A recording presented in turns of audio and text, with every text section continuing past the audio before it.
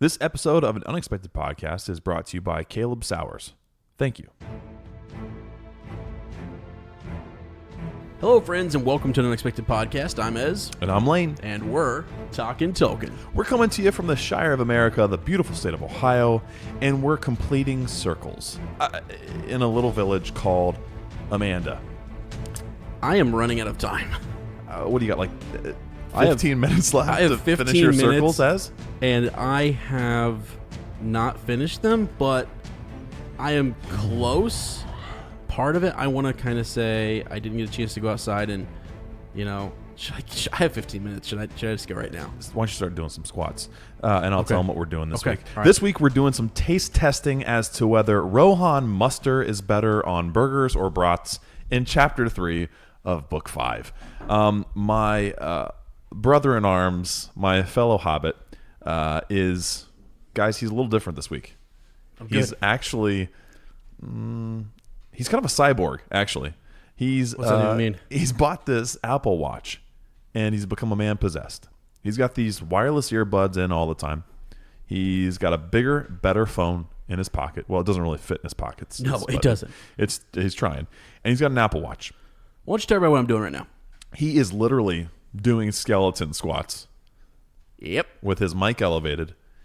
And he's trying to complete those circles. Susie knows what he's talking about. I have just learned what he's talking about. But, what good is a circle if it just ends up being a C? Dude, I'm going to do everything I can right now.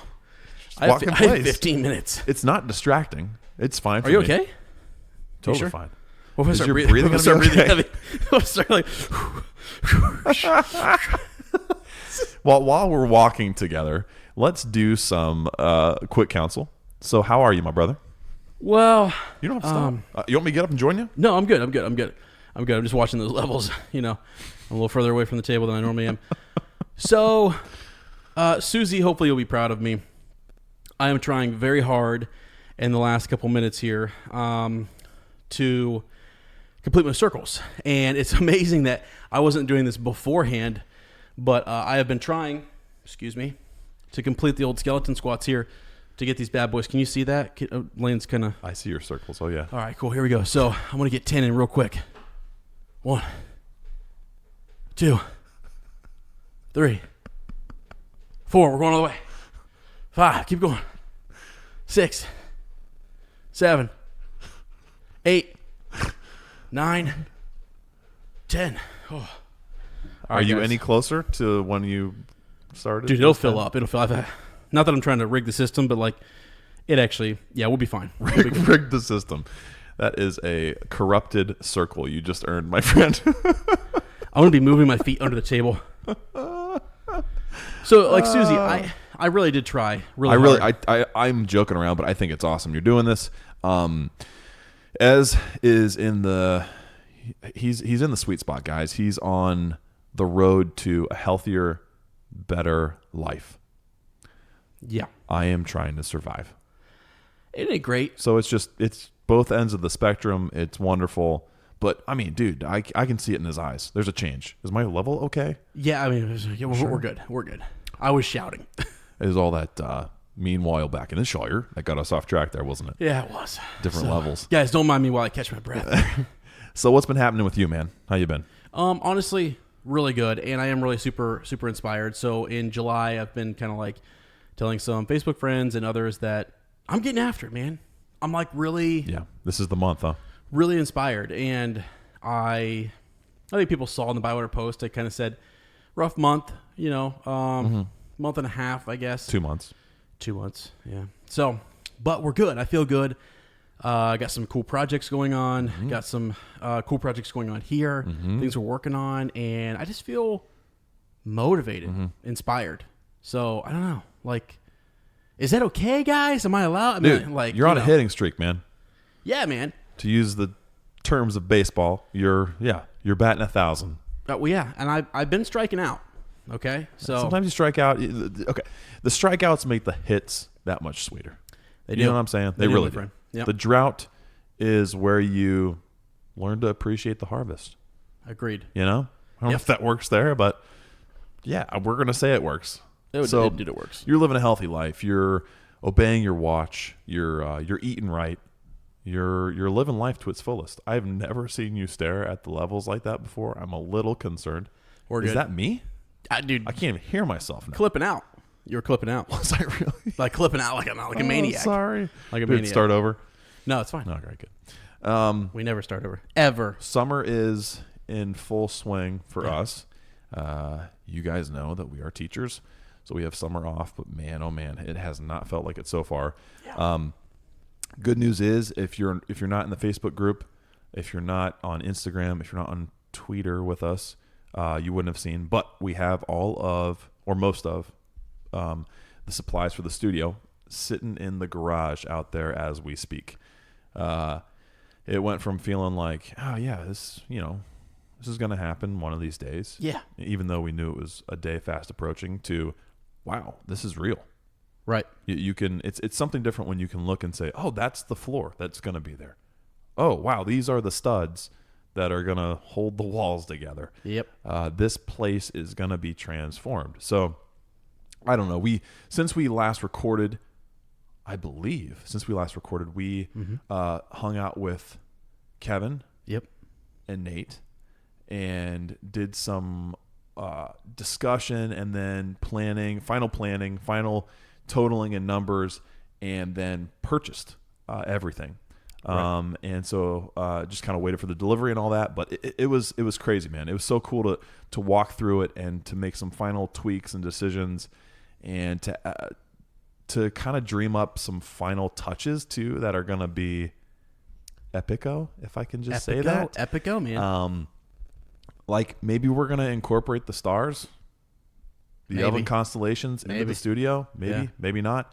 Maybe we're figuring out a way to, do some video content for you. Maybe once a month. Yeah, maybe. I don't know. So just stay tuned. It's going to be very exciting. It's a bright future for uppers and for movers. Yeah. Like I said it in a video, but I want to say it here for any of you you all support each other and us. But if you gave to the Kickstarter, if you're a patron, thank you for financially supporting us to be able to do this. It's only because of you guys, and we are working to make sure it's perfect, so that whether it is video content or whether it is an improvement in our audio content, that it honors that gift that you have given us. So we feel just like blessed beyond belief and unreal. Honored. Yeah. I feel like, you gave us that red arrow, or we gave something. You're answering the call. Yeah, we sent you guys. You made the call and you're answering. And you guys are So thank you. Yeah, I'll help you out. Thank you. No, so a couple things on a couple serious notes, and then I got something funny. Okay, so wait, you can make jokes every once in a while. I'm learning from the best over here. Okay, the joke himself. Get it? I just called you. You know what they used to call him in college? What's Joakim Noah. Joakim. They did, didn't they? They actually, did. I remember. They did. It was the hair. It was the hair. No, so we are really happy, and actually, I think the timing is working out perfectly, because as we got the long expected party coming up, and then after that, we're really gearing up for the show. Yeah. And we talked about maybe diving into the Silmarillion. And filming some of the reactions in there. Yeah. When all that's said and done, we'll get back to the Hobbit, and then we'll get back into some of the histories and everything. So some really cool stuff happening there. But just so you guys know, a little behind the scenes here, I think people like this stuff sometimes. So we walk into Lowe's, and the worst mistake we did was we gave Lane a tape measure. And I gotta find that. I think that's on my old. I got on my old phone. I gotta get that because I just got a new phone, as you know, at the top of the show, and nothing was up to code in that place. No, it was all nothing was up to code. It was undermeasured or overmeasured, and I was very disappointed. It was insane. You know what? I was even more disappointed in. So we had to actually order online because it was a huge order. They don't do those in store, like in person in the stores and Lowe's. You order online, and then you go to the store and finalize it. It was confusing for me. Sure. But in all my searching, and Kevin, Nate, this is for you. In all my searching, I couldn't find any horizontal studs. Yeah. They have vertical studs, no problem. Yeah, but horizontal studs, nothing. not to be found. Yep. So I think, maybe Lowe's needs to update their terminology and their app, because sometimes studs go horizontally, okay? Sometimes they do. And sometimes they do. That needs to be clarified for someone who has no idea what they're talking about, all right? What, like you? Like me. So how long did you ever find them? Never found them, man. I had to order vertical ones, and hopefully we can turn them sideways, and they can be horizontal studs. Okay. I don't know. Okay. Why would they only have vertical and not horizontal? I don't know, dude. Like, aren't we trying to move across the spectrum? Aren't we trying to unite everyone? You would think, yeah. I mean, we're getting away from a vertical culture. Yeah, what are we doing? Jeez. We're putting everything into one category Yeah, now? everyone's higher than someone else. Like, come on. It's a joke. Let's all be level playing field. Oh my gosh, that was a crazy trip. So, anyways, it was fun. But yeah, more on that. Thank you to Kev and Nate for tagging along and helping us out, and really not just tagging along, like guiding and directing us through the store. Without you, it would have been a disaster. Yeah, I need lots of wood and some sort of walls. You got that? I couldn't tell if Kev was joking when we had the display flooring, and you were like, you had the tape measure, and you're like, is that the actual thickness? Is that what we're gonna get? Kev goes at one point. He actually asked the Lowe's guy. I'm like, it was so funny because there were moments where Kev was like, I would say something ridiculous. Yeah. And he'd be like, starting to explain it, and he'd go, "Oh, you're screwing with me." Yeah, and we right. would just start dying laughing. I didn't know what to do in some of those moments. I love Kevin. He is the man. Can't wait to have him on. We're actually going to call it. We're going to call it the Shield and Door Studios, right? Yep. But it's going to be the Kevin McKeegan studio. Yeah. It's named after him. It is, because he is literally running the show on the studio. He's the man. Really cool. Okay, well, council is good. Yeah. Hey, what else? Wife and family, everything good? Oh my gosh! I mean, the little trip. the warrior The trip. princess. You went on a trip. Yeah. You went to Michigan recently. If you guys remember, every summer we go up to Mackinac City, and then we go over to Mackinac, the island of Mackinac, and then we go up to Canada and do fishing. We didn't go up to Canada to fish this year just because Charlotte's 3 months old. We thought it might be kind of tough and just sort of different. Sarah's family has gone to the same camp for like 40 plus years. Holy smokes. And that camp actually got kind of shut down and passed around and wasn't available anymore. So they're going to a different camp, which is on the same lake and everything. But it was like enough to be like, we'll just go to Mackinac. Yeah. And then we'll just come back home. Yeah, just because it's a long way to drive with both the girls. They did a fantastic job. They're amazing. Being on the island is always beautiful. And dude, the Great Lakes, man. Yeah. They're great for a reason. If you haven't been to the Great Lakes, go to the Great Lakes. They're gorgeous. I mean, we're sitting there on top of... They don't get any greater. They're the greatest lakes. Yep. If I can be honest. They are. You stand on top of Mackinac Island. You're at the Arch Rock, and you look down and you see this turquoise, deep blue water, every shade of blue. And I'm like, am I in Jamaica? No, because it's a high of 75 and no humidity. So I'll take it. And it's not salt water, it's fresh water.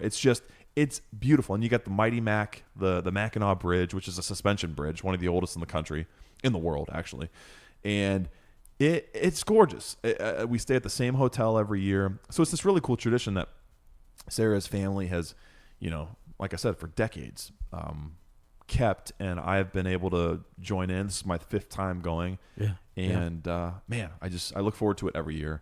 It's always so relaxing. I love hanging out with Sarah's mom and dad and her brothers and all our nephews and niece. And are you sure it wasn't Jamaica? Because I heard Sarah say that she said that you're Jamaican or crazy.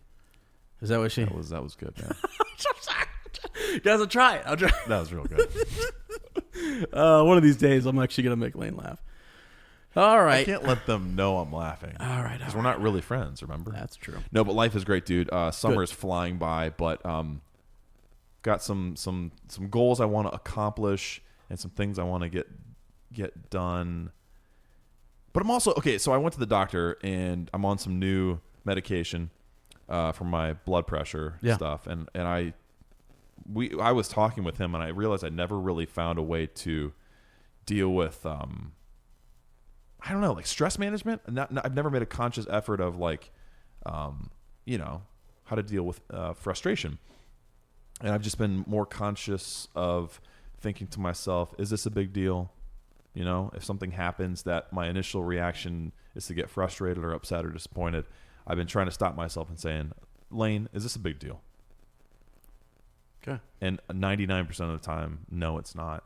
So calm down and relax. And so anyway, I feel a lot better in my life for doing that. Okay. And, but yeah, I don't know. And just, I mean, dude, I don't know. Being with the girls every day is the best thing in the world. Mm-hmm. Like Winnie has grown up so much. She's talking. We have some content we could throw on there. Oh man. I think at the end of this episode, she should say Frodo lives because she did. She did. Yeah, I just feel very lucky to be in my life, man. I don't deserve my life, but I love every minute of it. Yeah, so it's good. And you guys are a big part of that too. The uppers are a constant source of positivity and light, and you make Middle Earth a real place. You really do. I mean, Tolkien had his part to play, but you guys do as well. Are we getting some feedback? I don't know what's going on. Sorry. From Mars, what's going on here, dude? Sorry. Too many wires. Too many wires. They're all crossed. I have no idea. Keep crossed going. Lovers. That was pretty much it. Would you like me to get into dropping eaves? Well, actually, so were you about to do more Skeleton Squad? No, you're past midnight. Wait, it's midnight. Midnight. Oh my gosh, it reset. My circle's reset. Oh, jeez. Darn You can't get those back? No, I can't. The day's over. Okay, well. Day's over. Got to move on. Real quickly, though, I do want to mention in Quick Counsel, we've had some cool things going on in the upper community, in the podcasting community, things like that. So just wanted to give a huge shout out to Phil, right? Yes. For Phil Seidel for the history. Tirith Archives. So cool. So cool. And if you haven't had a chance to go listen to him, please do, because he's doing a great job, and it's in depth, and I think it's we had Phil on a couple episodes ago and had him just kind of explain what he. So those of you who maybe missed that, he has been doing a history of Middle Earth Facebook group and page for months now, man, months, and it has paralleled where we are in the stories, and it's been a huge assist to fill us in. That was not right. Sorry, as we're trying to figure out why it sounds like Marty McFly with the giant amp on right now in our ears and probably in yours. But hey, you know what? Hey, whatever. Hey, muster the Rohirrim. Am I right? That's right. So anyway, for months now he's been doing this, and you've heard us say before, hey, fill us in, PHIL, us in. Wow, that was a nice that's fix. Unreal. Okay, and but anyway, so he's done this vigilantly. Characters, regions, time periods, just to help fill in stuff that we either don't have the knowledge of, or we can't necessarily do because it would make our episodes 20 hours long, which some of you have told us you have no problem with, but we got to go to bed sometime. And but anyway, he has turned this into a podcast. Yes, and it's amazing, guys. Like episode 1 came out when Sarah and I were in Michigan, and I was like, it wasn't available on iTunes yet. It was only on Podbean. I don't have the Podbean app, but I was like, I'm downloading the Podbean app so I can listen to episode 1. And you need to as well. You will not be disappointed. Episode 1 focuses on the Shire, so naturally my favorite. Phil does an amazing job of doing a podcast by yourself. I would never do it because I couldn't. But he does it as well as you can. And I that is probably the biggest compliment you can give someone in podcasting. It's intriguing. It's interesting. He has great segments. His duration is perfect. Music, sound effects, clips. It's absolutely spot on, and very informative, while also being entertaining. So, and he's also taking questions from anyone who wants to. I think we're going to call them homers. There was a group started, and wow, that's awesome. I think it was Chase and Emma Rose and Susie, and everyone's thinking homers is the way to go. So I love it. I think Jen Shepard even agrees there that it's homers. So if you want to submit questions like, "Hey, I've always wondered about this," Phil, can you fill us in? and he's an excellent upper who he loves doing that research, and that's how his mind works. So yeah, it's amazing. I mean, sorry if I rambled there, but it's good. Fantastic, I think it's cool because it's kind of like in a way he's been a companion to us along in this. He's part of this fellowship, and you guys know him. We've mentioned him a lot. He's in the Discord chat literally every week, and it's just really nice. It's really cool. And so he's got a lot of other things going on in his life right now. He'll be announcing some of that to you guys later. Yeah. So he's pretty busy, but we're hoping to keep up with him, and we wish him all the best. So if you haven't had a chance, go listen to that for sure. It's I think we're going to jump in from time to time as well. Yeah, I'm hoping so. And be able to record with him, and a couple of Hobbits in the Minas Tirith archives. Is that a good idea? It could get messy. It's going to get messy. There's going to be a lot of burned papers. I'm worried I'm going to stain some of the scrolls with all the bacon and sausage I'm bringing up in there. Oh, sorry. Did I knock over your plate while I was doing my skeleton squats? My bad. Apologies. Oh, man. So, all right. Anyways, just wanted to mention that real quick up in Quick Counsel. So, longest Quick Counsel yet? Why not? Not even close, man. Next week or next fortnight, we will do 5 seconds. I promise. Okay. So let's get into Droppin' Eves. We do have some Amazon show news. So we have our faithful spies, who are all of you, who alerted us to this. Phil Seidel was the first to drop it. Then our buddy Paul Thompson put it out there. Then Travis Sigler found something that he added to the mix. And then Stephen Matthew took a picture as he saw an article in his local paper. So the gist of it, my friend. Please fill me in because I have been nervous about this. Do you know what I don't know. I don't know. I have shied away. So the gist is that the show, guys, the Amazon show, will be done. A huge part of it, quote unquote, will take place in New Zealand. Okay. So we've been hearing that New Zealand was out, right? We had this time frame that it had to be decided upon by the end of, was that back in March or April? Yeah. Or February even. They had to know for sure if they could do it because we didn't know whether they had. Yeah, well the whole conflict is that James Cameron is monopolizing Wellington. He's down there in Peter Jackson Studios and using it to complete the Avatar Chronicles, all of the 6 or 20 films or whatever he's making for Avatar. Can I go ahead and say it? This is more important. Who cares? Right. I mean, I'm sorry. I'm sorry for anyone who loves Avatar out there, kidding. but I think maybe 5 films might be excessive. We're a little biased. But, so. Fern Gully only had like 2 or 3, right? And it's essentially the same story. But wow. But anyway, no, I'm just kidding. It's a good movie. But it's just interesting. So anyway, he's sort of using all the studio space down there. And so that was one of the kind of the hang-ups is if we go to New Zealand, well, we're not going to be in Wellington. We have to find a place in Auckland. And if it doesn't work out in Auckland, we won't be filming there. Okay? Right. Won't be doing it. Okay. So this came out within the last couple of days. June 30th. There you go. And stating that according to the New Zealand Herald, that a huge, quote-unquote, part of the show will be made in the country of New Zealand. Auckland and Queenstown are specifically called out as potential filming locations. So Auckland, I'm guessing, studio, because Auckland is the biggest city in New Zealand. Yeah. To be in any kind of wilderness, you've got to drive like northwest to the Waitaks and the Waitakere Ranges and Piha. Okay. And then you can go north up into Northland from there. Or you can drive down south, which gets you into Waikato, and then eventually into Matamata, which is where Hobbiton, the Hobbiton location is. And then, you've got other areas close by as well. I mean, even the Tongariro crossing isn't that far away from Auckland. It's reasonable. So anyway, and then Queenstown down south is the adventure capital of the world. It's a big tourist destination in the South Island, and it was used as a base for the films. A lot of stuff was filmed in and around that area, and they used that as kind of their South Island hub. Okay. So it was Wellington in the north and Queenstown in the south.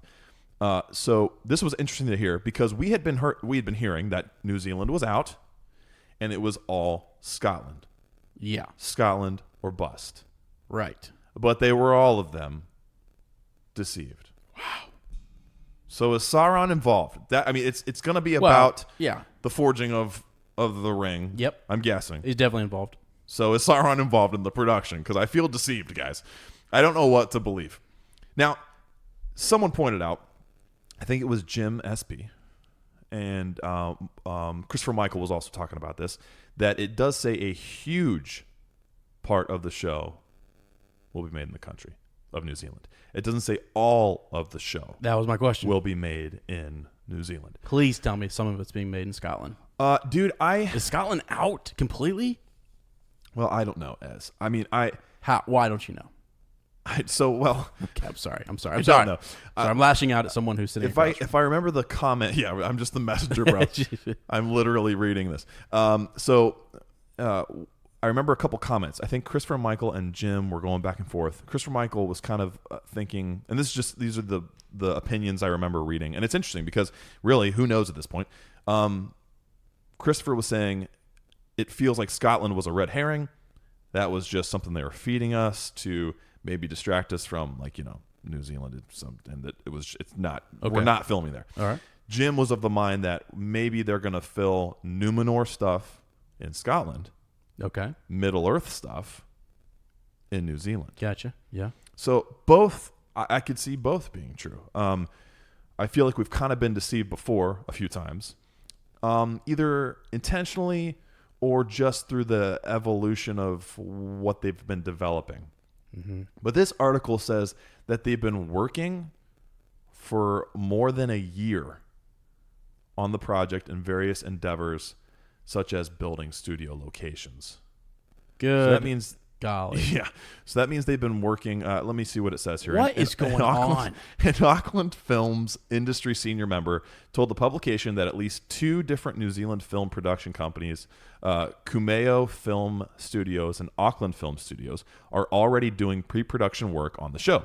In fact, it's reported they've been working for more than a year already on the project in various endeavors, such as building studio locations. Wow. So it was previously rumored that the Amazon Lord of the Rings TV show may film in Scotland. It's still possible the production will shoot in other locations outside of New Zealand. The New Zealand Herald, just like we said, only reported that a huge part, but presumably not all. So I was a little worried when I saw just Auckland, because I thought to myself, please don't do a bunch of CGI. Please don't make the mistake that, well, in my opinion, a mistake that the Hobbit made of going too heavy on green screen locations instead of practical real life place. New Zealand is beautiful enough. Yeah. You don't have to mess around with it. Just go out. That was the thing we loved about the original trilogy, is we fell in love with a country. We discovered a country. Yeah. I didn't know about New Zealand before. I mean, I think I knew it was on the map, but I had no idea of what it looked like, where it was. It literally put it on the map in my life and so many others. And it's because they dropped down in locations and in actual places and filmed 360 what was there. They may have added Helm's Deep to an area. They may have eventually in Return of the King, they kind of piecemealed a few places together to make a place that was just unattainable. But for the most part, it was practical. They were practical locations that really existed. You can go visit, and that's also one of the amazing things about it. You can go drive out to Mount Sunday and see Edoras. You can go drive to some of the hills in the Waikato area where they filmed Weathertop. You know what I'm saying?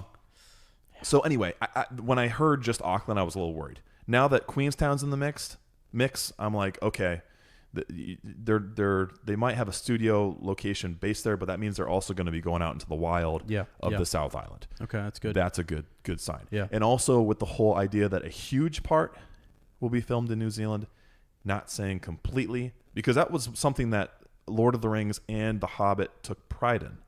took a lot of pride in, that they were filmed exclusively in New Zealand. Right. And I'm sure that a New Zealand newspaper would say that, would boast that if they could, that we're not going to Scotland, guys. We don't need to.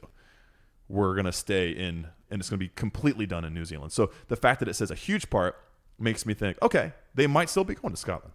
That theory that Jim has that maybe that'll be Numenor and they'll film Middle-earth in New Zealand, that starts to make a little bit of sense in my mind. Yeah. You have your hand raised, young man. Go ahead. Okay. Freedom to speak. Thank you, sir. So, here excuse me. Here's the thing. That was a loud cough. You know where I'm going next summer? Yeah, where you should have been going this summer. Right. You should be there right now. Here's the thing. Scotland. Wait, are you involved with this? Listen, here's the thing. The reason I'm so quiet on this kind of stuff is... You know stuff, don't you? There's things I know, and I can't tell you guys all. But what I do know is that in my heart, and I'll just say this, all right? Mm-hmm. They better shoot some of it in Scotland. Yeah, I want to go there. I want to be able to go. I want to go. Our goal is eventually for me, and when the kids get older, all that kind of stuff, I said that like you and I have kids together.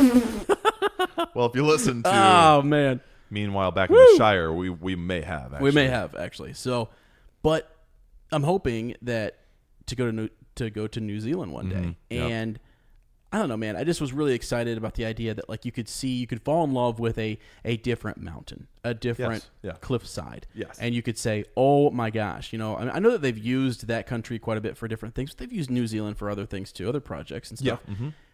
But like build a set. I mean, I don't know. I just was like so... Oh, I fell in love with the idea too. And because of all the lakes and the locks and everything, I was just like, man, that would be so cool. There's definitely a way to do it. There has to be. That's a beautiful, beautiful country, and so it's breathtaking. It's dramatic. It feels like Middle Earth, and then also just the whole idea that like Scotland is the backyard of, it's the northern neighborhood of England, right? I mean, they're different countries. Obviously, they're very different groups of people, but when Tolkien was writing about some of these places, places he had been and visited. Yes, it's on. Middle Earth was the British Isles, right? I mean, a history of England, and Scotland is a part of that. Part of the the British Islands, and a very large part, prominent part, and it does feel like some of those more wild, mountainous, rugged locations. And why not? Why not Numenor? Right. All the islands that ring it to the west, and then even the north. Yep. And I'm just thinking about how Numenor was an island. Yep. And I'm sure the 5 tips of the star. Yeah. Yep. Yeah. I don't know. I was very excited about it too. So I'm still holding on to hope. I still have a hope that they will film there as well. Can I ask you another question? Why did this just now make news? Is it because they just landed or is we just now learning about it? Because how far along are they really? If it's been a year, have they been working here? Like, what's... dude, I don't... Am I asking the wrong person, or what's going on? What was the question? Exactly. I don't know. I mean, it seems to me like they are keeping everything... I don't know. I don't know what's misinformation anymore and what is truth, but what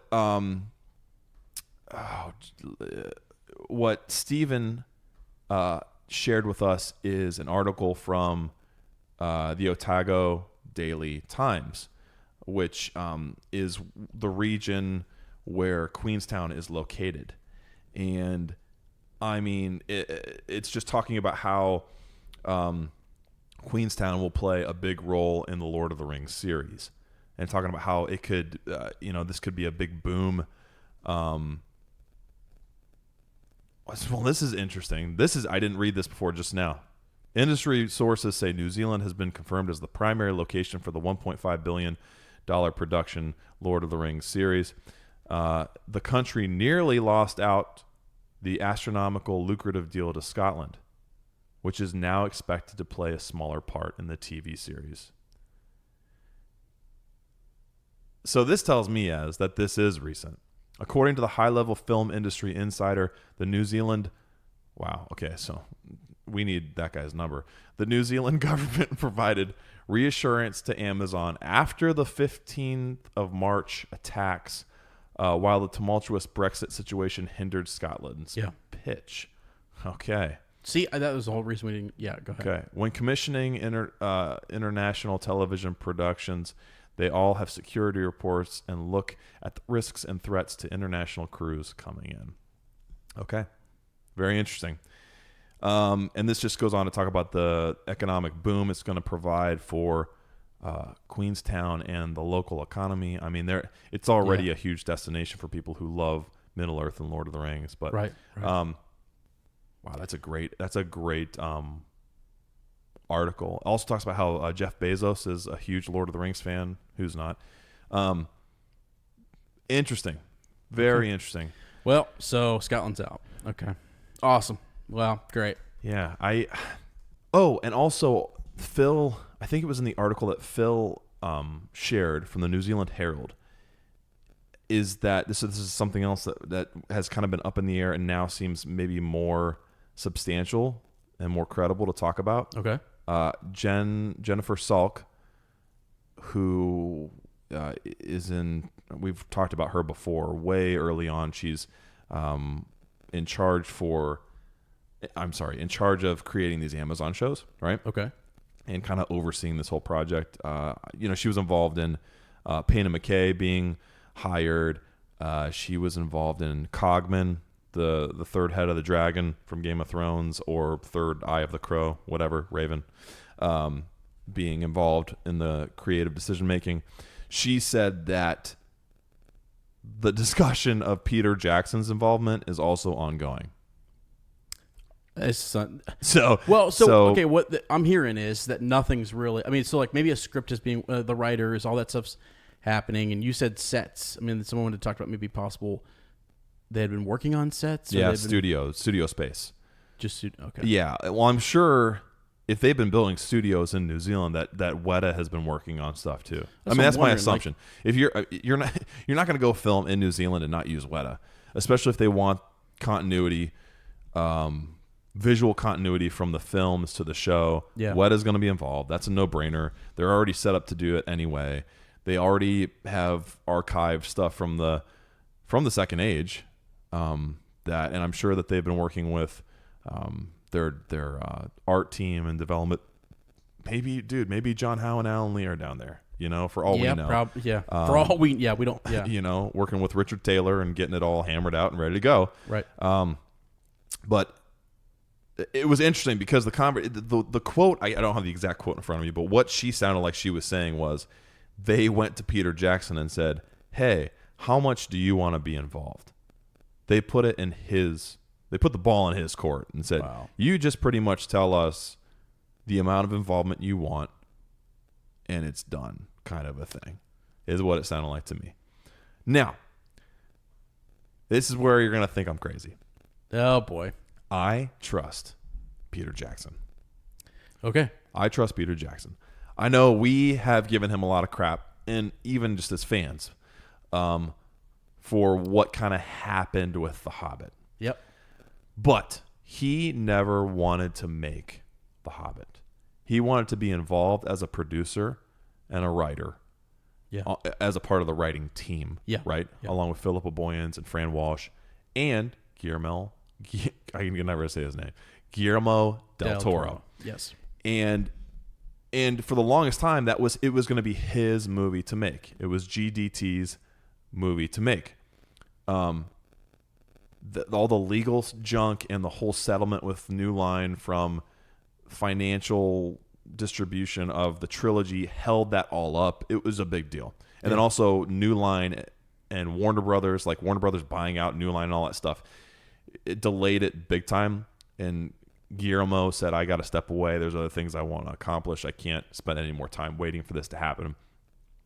And so it pretty much fell on Pete, like, now you're in charge. You either make these movies or they're not going to be made. So it was something he never went in saying, I want to make the Hobbit film. Yeah. Or films. So I almost kind of trust him in this situation to say, I don't want what happened with The Hobbit, because I don't think he liked upsetting fans. That was not his goal, to make us upset. I don't know. No, I know that. So anyway, all opinions aside, I think he's going to look at this situation I think he's going to pick I hope anyway, I've got faith in him. I'm trusting him to pick a role that suits him, maybe as an advisor, maybe as a consultant, where they might come to him and say, hey, Pete, sure, how would you recommend we go about this? Yeah. How would you visualize this? Maybe he comes in and directs a couple episodes in a season. Yeah. Guest directs. I mean, he's done that before. He likes doing that. So that, I think, would be a huge benefit. Yeah. I think with him in the right role and the right influence would be big time. Yeah. Would be helpful and I would think, even bring some continuity as well. Yeah. But so anyway, that just so everyone knows, that is still in the conversation. Whereas before it was kind of like, he's not going to be involved. He said, no, I don't know what you're talking about. Or I might just help out. It's kind of in his court, in his realm. So you said that you trust him to make that decision. Yeah, I do. I trust him to also make the decision. Yeah. About what is best for him and what is maybe best for this series. Yeah. Because, it's like an advisor, like okay, if it's sort of a consult, like I am here if you guys need me, that's them picking when they need me to come in. And an advisor is more like, here's like, it's almost like when they brought George Lucas into Star Wars and they were kind of like, oh, so here's the thing. We have our plan. We're doing this. If we run into a hiccup, we want to be able to talk to you. Whereas he was trying to advise a little bit and was like, I don't know that I'd do it that way. I would do it this way. Yeah. And so something that the team believed in, it kind of disrupted. And it was a little bit shaky there, but it all worked out, and there's still, good stuff going on. That's what he said. I need to just let it be your own thing. Let me not muddle the water and say, well, was that JJ? Was that George? So that's the thing I would worry a little bit about is just like, I do trust him to say, I'm going to be a consult. Too many chefs in the kitchen. Yeah. Kind of deal. If you need help figuring out how to do that one thing, or anything, just come to me. And he has a lot of other or things. just be all in. Yeah, whatever one or he the wants, other. whatever. Sure. If he wants to do it, then do it. Yeah, he also does have other projects he's working on. A lot of things that he wants to get done as well. So I think that might also be, it's obviously going to be another factor. Yeah, because the show is a multi-year. Right. And we talked about it. We're going to be talking about it for half a decade at least, if not longer. I hope more. I know. Me too. I love it. Yeah. And so depending on the amount of involvement he wants to have. Yeah, so I trust him. I think it'll be good. All I have to say, in summary, I'm a little sad that it seems like Scotland's kind of taken a back seat. Yeah. I understand it because the infrastructure in New Zealand is already there. Yeah. It was always a question of studio space. It sounds like they've built, are able to accommodate through new builds in Auckland and Queenstown, and Weta can be involved. So that makes sense. They can even, have Peter Jackson at the ready for any kind of consultative stuff. They've done it there before, so that's fine. And there are so many corners of New Zealand they haven't even touched yet. Yeah, that they can find brand new locations. And if they need to use familiar ones, they know where to go. Yeah, or they know who to go to, and they'll be working for them anyway. But it is kind of sad, isn't it? Can we mourn the loss of Scotland for a second? We can. Because the other thing is we can also be happy too if Scotland still is a place where they go for a sliver of whatever. And maybe I don't know, is this sort of like they're going to run, if it's a series, and let's say it's a 5-season, series or whatever, maybe they do. Yeah, that's good. A little bit, like season here or a couple seasons there, and then we need to shift. We need another location. Yeah, cool. Let's go, to this one spot because as this is a location we can't pass up on. We've saw it. We've seen the vision. Yeah, and we're gonna go with it because I do get that maybe right now is not the best time over in the UK to be doing. I don't think that's the sole reason though. Do you? No, I don't either. I really don't. I think they wanted. It's a convenient answer to maybe seem like Scotland doesn't make as much sense, but I don't think. Well, the other thing is that the reason you celebrate the New Zealand piece is that there are a lot of, I think that's a place that's been passionate about it. They're known for it. We've got we got the best movies. Yeah, I mean literally. So we've got Fellowship, Two Towers, and Return of the King. Yeah, I mean some of the best movies ever done. Ever. Okay, so and we got those from this place with with a team of people and stuff. So.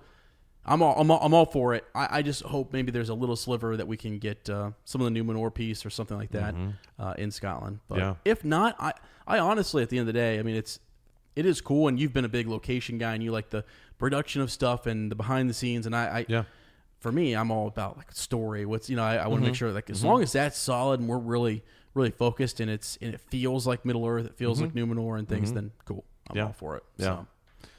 So, Wow.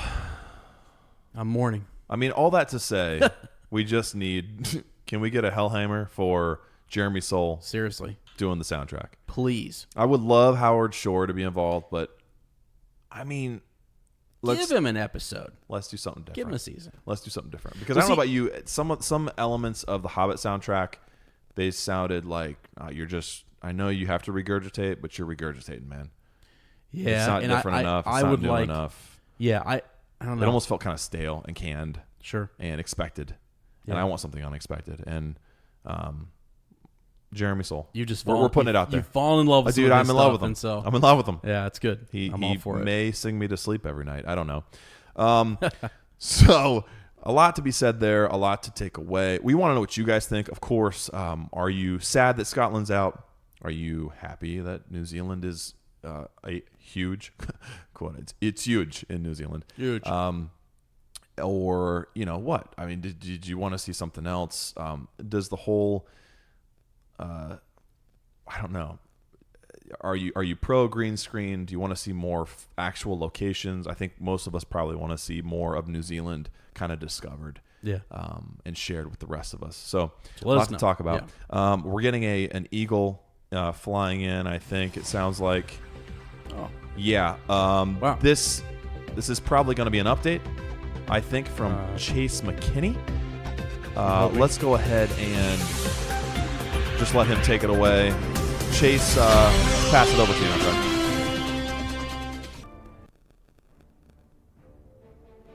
Thanks, guys.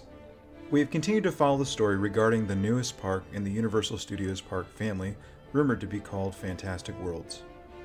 There is credible speculation that the new park will be roughly twice as large as Islands of Adventure and will not have a lagoon, allowing for more space to be utilized in the creation of these themed areas. It has also been speculated through an extrapolation of the current area being developed that there will be a central hub much like the Magic Kingdom and Disneyland respectively. This central hub will likely have a central icon much like the aforementioned parks. The new park will be about 3 to 4 miles away from the current Universal Studios property. Highway expansion is taking place on Kirkland Road to allow for a dedicated tram lane for this future park. A new road will be constructed and will run perpendicular to Kirkland Road. The opening of Fantastic Worlds is estimated to be as early as 2023 and as late as 2025 due to the road expansion and also road creation that will be known as Universal Way. In other news, it is time for the uppers to go home. The archives are open and it is time to be filled in by none other than Phil Seidel with the Minas Tirith Archives History of Middle-earth podcast. The first episode is currently available and can be heard on iTunes, Spotify, and Podbean. For EAVE News, I'm Chase McKinney. Back to you, Ezen Lane. So there you have it. Eomer of Rohan himself. Our giving minds us, think alike. Yes, that's right, man. So giving that wonderful plug for our buddy Phil. And, so I was just kind of thinking as he was talking about this, he's been covering this development for us for months now of this Universal Magical Worlds Park, 2023, 2025-ish opening date. Makes me think as, is this, if they are going to do something Middle-earth related, it makes sense for the timing. It makes sense because we watch the show. Yep. We get obsessed with the show. They have locations and sets that they could recreate, much like the Harry Potter world. Is that what it's called? Wizarding World or something. Okay, like that? Wizarding World has done, right? Sure. And it could be right hot on the trails of the show and have people's interest and give people something much closer than New Zealand that they could go visit and feel immersed in Middle-earth. Yeah. That actually, I think it makes a lot of sense too. Yeah, I do too. Just with the timing of it, as you say. Yeah. So, yeah, it's cool. So exciting, really interesting. Chase will keep us updated as we continue on. Awesome. A lot of stuff to still talk about, but we'll keep it brief. The long-expected party is coming up quicker than we realize. Jiminy. Saturday, September 21st, kicking off around 3 p.m. here in the Shire of America, little village of Amanda. It's going to be right here in the backyard. Might even be able to dedicate a studio. In the same day. There will be all kinds of surprises. Bill Joe Baggins will be there. We'll have a potato cook-off.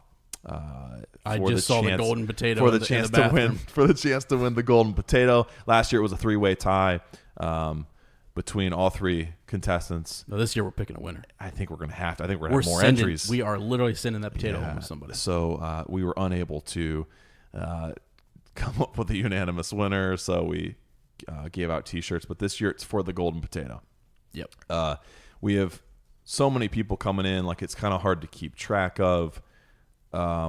There is a kind of an open invitation available on Facebook. So if you're interested in coming, we have some details there. So that's just a few of the things we're going to do. There'll be also some other things going on and just different things that we can. I think there's going to be trivia. I think actually Phil Willis said he's bringing the trivia game. Oh, sweet. Pretty hardcore. He actually, he messaged me on Instagram and said, "Hey, found a Middle Earth trivia book. We're going to see who really knows their stuff." Oh my! I don't know if I should participate. I'm not participating. I'm going to embarrass myself. But you know what? We're Tukes, so that's okay. True. We're foolhardy. You know what? Give me some liquid courage. I'll be in there. Is that book written by Jaron Token? I don't know. So, hey. But it's going to be a great time. Food and drinks and even birthday presents that Bilbo will give out himself for everyone who comes. We want you to see where this book club takes place. Yeah. You can walk right here into the dining room and see the very normal place where we sit every fortnight, and then go out and see. Yeah, I love it, but it's a mirrored dining room, my friend. It's Lane's dining room, so I'll go ahead and tell you it's really cool. and then hopefully have as much done of that studio as possible to kick it in there, and the cool thing is if you're here, you will have a chance to, as long as it's finished enough, we'll record out in the studio and christen it. We won't do any recording until then, right? In that room, right? And you'll be a part of the very first time. Exactly. One thing just to help us out for like food prep and everything, if people could go on the main page on the Facebook page, an Unexpected Podcast, and just click on events on the left hand side, and go in there and just let us know if you are coming. I know we have some surprises and things in store for folks, but. Just let us know so that way, or reach out to Lane or I and let us know if you're coming, because we want to kind of a little bit of a head count just so we can make enough food and have everybody absolutely well taken care of. Yep. So, what else? Oh, we have been sampling Charlotte's coffee. It is incredible. We have tried the Sumatran dark roast and the Sumatran city roast, and I don't know, guys, it's a toss up. I'm more on the dark end. And I think Ez is more on the city end. Goldberry likes both of them. She's a fan. I think we have 2 more to sample. Okay. And then we're going to kind of let Charlotte know, and we will have some unexpected coffee. and it's just like... It's amazing. I can't get over it, guys. The mead, the coasters, the candles. Where does it stop? I mean, you guys are awesome. It's fantastic. It's and cool. we feel honored just to... be a part of it, really. Yeah, because it's so much bigger. We do. It's fantastic. We want to send thanks and also continued well wishes and support to Wells, who his home caught on fire. If you're in the Facebook group, you saw it.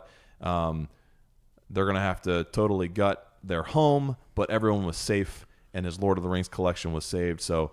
We're thinking about you, brother, and your family, and we're glad everyone's okay. Stuff can be replaced, people cannot be, so that's the most important part. And we're glad that you're all right. Yeah. So reach out to him if you guys can. Yeah, give him some love. We're gonna encourage him, and then also we want to. Yeah, we're planning on. We'll be in touch with him. So. Yeah. And we also wanted to say to one of the Shire rats, Susie Millhouse, who recently lost her grandma, that all of our condolences. We love you. Also, go ahead and go and send her some love and support on Facebook. And losing family is never, it's never easy, and it's something. Even if it, I don't know. We need each other's support in those times. So, Susie, if you need anything, let all of us know, and we'll be there for you. So, yeah, absolutely. We love you. Last week we had a poll. Would you rather be like Merry or Pippin, swearing your service and allegiance to Theoden or Denethor? Yeah. This was definitely a one-sided yeah, it was. result here. 275 votes. 97% said Theoden. 3% said Denethor. So I should have put in there too that you couldn't. I think everyone was like, well, I'd love to be fighting in Gondor, but I don't want to fight for Denethor, so I've got to go with Theoden. I see. And I should have put in the fine print that it's both. They're a package deal. So if you want to fight in Gondor, you have to fight for Denethor. Yep. And if you obviously Theoden, no one has a problem with because he's awesome. Yeah, exactly. But anyway, yeah. So there was some debate going on in the comments, which I thought was great. It's not about Pippin and Merry. All right, it's about who you're swearing to. I feel like Oh yeah. You swear to me. You swear to me. Grandma Worm time. Oh my goodness. So that's fun. That's fun. Anything else we need to or would like to talk about? No, besides all the technical difficulties we've been having this episode. I mean, sorry about that. Like, good grief. It's crazy. There's literally a lightning storm going on outside, so that could have something to do with it. Save the clock tower. How many times has your house been struck? I don't know. Probably a few. Do you have a lightning rod up there? I don't think so. Dude, are you serious? Am I supposed to?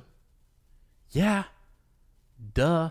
You're supposed to get a coat hanger, and you're supposed to go out there and a coat hanger? Yeah, dude. Yeah, we're not in Kentucky, brother. Hey. You just made fun of... No. A whole state. Don't you dare. Was I making fun of, or was I expressing your ingenuity? I know. You're right.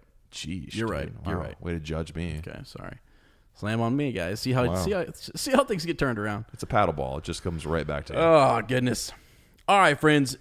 If you will, we're going to get into the chapter. Is that all right? About time. Chapter 3, the As mustard... or the muster of Rohan. If you ever need to just cut me off, if I'm talking too much about the show or no, dude, I don't. Other never comings and goings, you look me right in the eyes and you say, "Stop talking." Stinglebats, I've had enough of your talking. You're talking too much talking. I'm just kidding. Tolkien. Oh, goodness, no, it's epic, guys. And so here we are, and we got a little summary for you. So we've got, these first 3 chapters have been amazing. Return of the King is... Okay, so I remember in the past... And I remember the very first time I read Return of the King, I rushed through it. I was getting ready for the film. I was a high school kid. I think I was... What was it? 2003. I was a freshman. Mm-hmm. And I had to be ready for the film, man. So I had... I was a high school kid, so I read a little bit... I probably don't read as slow as I do now. But... wasn't super fast. Right. But I had to get it done as quickly as possible because I wanted to be able to compare it to the movie. Yeah. And so you forget how incredible this book is. Like, in 3 chapters, it's done what... Oh, man. In many ways, what the other 2 have done in their entirety. Yep. Can I say that? Is that you safe can. to say? You're allowed to say it. And we haven't even gotten to the ring bearer yet. You know what I mean? Okay, here's the thing. Sometimes when you have... this is one of the things I actually worry about in Game of Thrones. Yeah. I'm just going to make a quick aside here. Okay. Is that you worry the longer you go on, and what happened in Wheel of Time as well, is you start to kind of... What Tolkien did is he's a master, right? He wrote these 6 books. Yeah. We know them as 3. But it's amazing how... we worry about like sequels for movies and things that fail after the first, big pop and living big up success. to the hype. Yeah. So I mean, Hobbit, the Hobbit is amazing. It's what sets everything off, and then boom, we get into this big, huge story. But you're right; it just keeps getting better, and it actually, it's just over and over and over satisfying. Yeah. And I think that's what's nuts. And so in 3 chapters, you've had just juicy chapters, and I don't know. We're spoiled. We're spoiled. Yeah, we are. So, absolutely. All right. So in summary, Theoden and the riders, they reach the outer hills of Rohan after a hard 3-day journey. We're seeing 3 already. Oh, come on, He man. stopped to that. As I soon as just I thought about it. Or seriously. forgotten about it. Wait. Did you thought about it, or did you thought about it? Am I in charge of the Amazon show? I don't know. Right. You decide. Shaving. So, Aemir and Theoden's sister son urged his uncle to not go further east, but Theoden insisted on going to war. So, yeah, that's an interesting conversation and a really great moment for Theoden. Gathering the remaining riders of Rohan, Theoden decided to ride to the hold of Dunharrow, where the people of Rohan had taken shelter in anticipation of war. And, Dunharrow is sort of this place where we'll talk more about like this. It's something we were trying to figure out the map. We're trying to figure out, if you were listening to Discord, the last recording, we were kind of going back and forth on just like, where does Aragorn go? How did he and Theoden not, meet, and what all was happening? Right. So we got some cool Ships maps in we'll the share. night. So anyways, Oh gosh.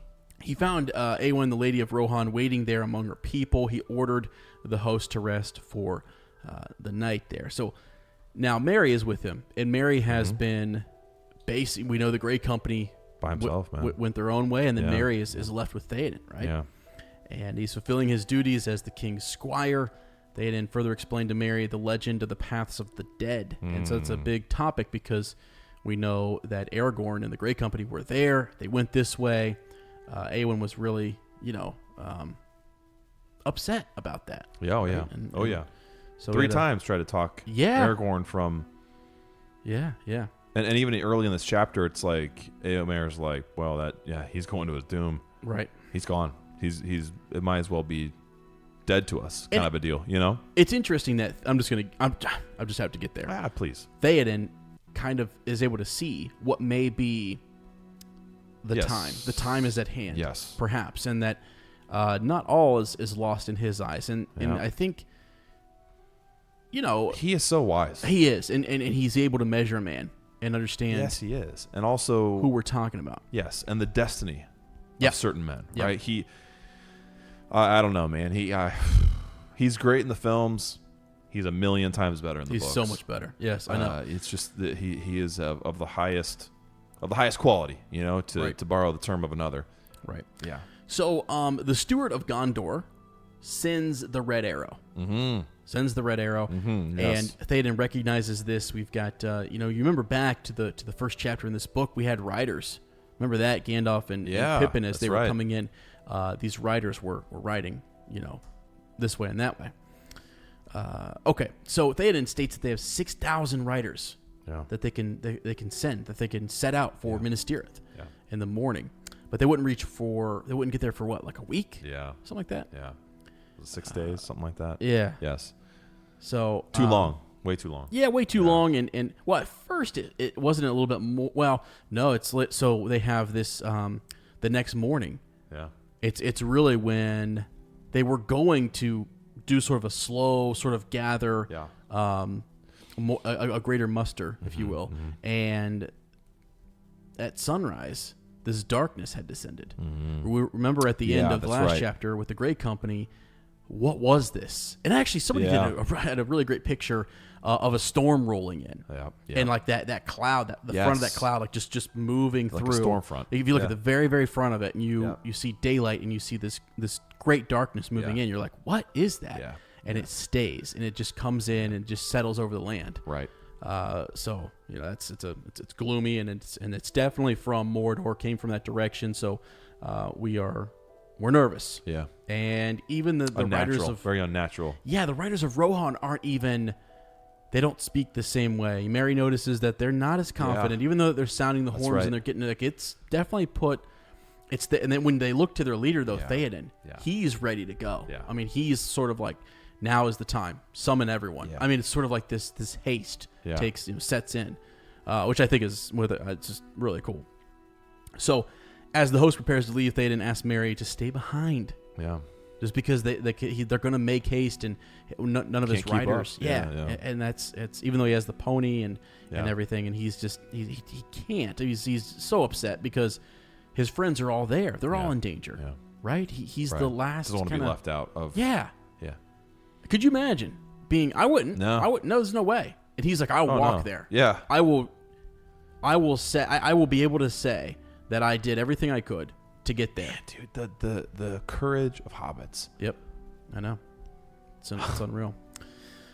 So okay, we find out though he kind of makes a friend, and we have someone who also has been wanting to ride to war and Someone prove who's also felt left behind. Yes, That's Yes. so cool, man. So- the build up. Oh Yeah. my gosh. so we'll get into that character, but Whew. yeah, and then this character kind of helps him out and gives him a bit of a ride. So there we go, my friends. Here we go. Yeah. So let's get into some of this. Looking at just, I like to look. I'm still gonna start with the map here. Just kind of take a gander, and I still have pulled up the interactive. So it's the Lord of the Rings project map, but it's fantastic. Yeah, it is. And because you can get those timelines and kind of see what's going on here. So remember, it's almost as if they were moving through. We know that the Grey Company and Aragorn kind of they ride on ahead earlier to Dunharrow, right, and they meet with Eowyn and things. It looks like, just from the maps and what have you, that they left, that when Theoden left, he kind of moves through that mountain range a little bit, right? And you've got some great images of him just sort of ascending and descending, just going through and gathering the people there of the Westfold and moving down to Dunharrow and so on. So now when they get there, they take the high road. Yes, and not the there low you road. go. Yeah, kind of a deal. Through the mountains, which took them longer, and that was the thing that I was struggling with, was like, why? How did Aragorn not get there? How did he get there ahead of him? But they took different roads and routes and had different purposes and things. Yeah. So now when they're there, they're right at the path. They're at the gate, if you will, that would lead. You could go directly south into Gondor. Cut through the mountain range, and you're going through the paths of the dead. Or, my friend, you could go back up to Edoras, and as they do, we'll find out later, they sweep east, and they come right down the mountain range. Yeah. And they ride through some open territory, right? Yeah. Which they're not totally sure what they're going to find along the road, too. I mean, it's kind of like could run into some trouble. Oh, absolutely. They absolutely have could. some fights along the way. Yeah. So, let's just take a look at this. One thing that this chapter does too is sometimes it compares where Pippin is in relationship to Merry in the timeline. Yes, it places us in with. It gives us perspective of what other people are doing within our other members of our fellowship, where they are, what point they are. Either that we've read before or we're going to read. Yep. Yeah. Which is great. So places it into a timeline. Because we saw Pippin kind of see the Prince of Dol Amroth ride in with his banners, and we saw that there were far too few people coming in to Gondor. Which fits perfectly to this chapter as yes, well, it does. doesn't it? Yes, it does. Pairs in perfectly. So anyways, so we get that little connection. And as the day is waning, right, this there's a lot of shadows. There's a lot of darkness creeping in. They talk a lot of imagery and just like that lighting. Yeah. So, like the last bits of it, rays. Yeah. There's not much showing anymore. It's gloomy. Man. It's getting far too gloomy. It talks about just them taking this this kind of winding path, and the king rode slowly at the end of the day. The path turned around a huge bare shoulder of rock and plunged into the gloom of soft, sighing trees. Down they went in a long winding file. And I think, so for me, when I'm reading some of that, I feel like there's more to this, like in between the last time we were with King Theoden and now, and sort of like this is the tail end of him kind of coming out of that range, the mountain range there. Yep, from the mountains into this valley area. Yeah. So it was Mary kind of remarks that it's a strange country, right? And he's hearing tales about this land because they're getting close to an area that is, it's got a lot of rumors, and there's some dark. Even though we have darkness coming from the east and moving west, it hasn't got there yet. Yeah, right. And we're just on the doorstep of Dunharrow, and like he's starting to realize there's an eeriness to this place in and of itself. Yeah. Which they're still very safe here. It's just that we're close to the Paths of the Dead. Yeah, it's So- a pretty creepy location. Yeah. And a cursed sort of area. Yes. Yeah. Yes. Okay. So, as Mary's looking out there at this country, it was a skyless world in which his eye, through dim gulfs of shadowy air, saw only ever-mounting slopes, great walls of stone behind great walls, and frowning precipices wreathed in mist. He sat for a moment half dreaming, listening to the noise of water, the whisper of dark trees, the crack of stone, and the vast waiting silence that brooded behind all sound. The vast waiting silence that brooded behind all sound. Every once in a while, I go a little too fast, my friend. Yeah. And you have to stop and... I mean, the whole emotion or feeling that this place paints and brings to life is you're on the edge of a battle, Yeah. right? It's this dramatic scenery, but there's something almost intangible, but something that you can taste in the air, right? Like something big is about to happen. And I just love how Tolkien uses the physical world to tell that part of the story too. It almost like cue us in. Yeah. Or even just the characters themselves. The next part is what really hit me. Where Mary is kind of reflecting. He says he loved mountains, or he had loved the thought of them, marching on the edge of stories brought from far away. Yeah. But now he was borne down by the insupportable weight of Middle-earth. You know, this is a heavy-duty area. It's like, I don't know, it's steeped in... It's massive. It's huge. And it says here, he longed to shut out the immensity in a quiet room by a fire. Yeah. And there's another line there, implication there, back home in the Shire. Yep. And it's so funny, dude, because whenever we go on vacations, it's like I'm the same way. I related to this like spot on. Like I love the idea of mountains. I love hearing stories of mountains. Absolutely, yeah. I go on a big adventure. I've gone on a few in my life, and 5 days in, I'm ready to be back home. Yeah. I'm like, this is beautiful, but it's all a little too much for me. I just want to be back home in the Shire. Yeah. And the older I get, that 5 days turns to like 4 and 3 and 2. I even happened up in Michigan, man. I was like, this is gorgeous, but I'm ready to be home. I want to be home. And that last little bit of the drive home is my favorite. Because there's no place like it, man. I mean, it's just... So, yeah, just the immensity of this moment, man. Wow. Can I tell you something? Yeah. Just a quick little thought that's occurring to me. And it has occurred to me before. It hasn't struck me this hard since the first book. Whoa. Yeah, seriously. I don't know why. It's have you ever thought, like, I'm really thinking about what Tolkien is saying in that paragraph and how he looked out in wonder on the strange country. And all of the description here, like, he's not just, like, I'm thinking about what is this man who years ago, what was he thinking when he wrote these very words?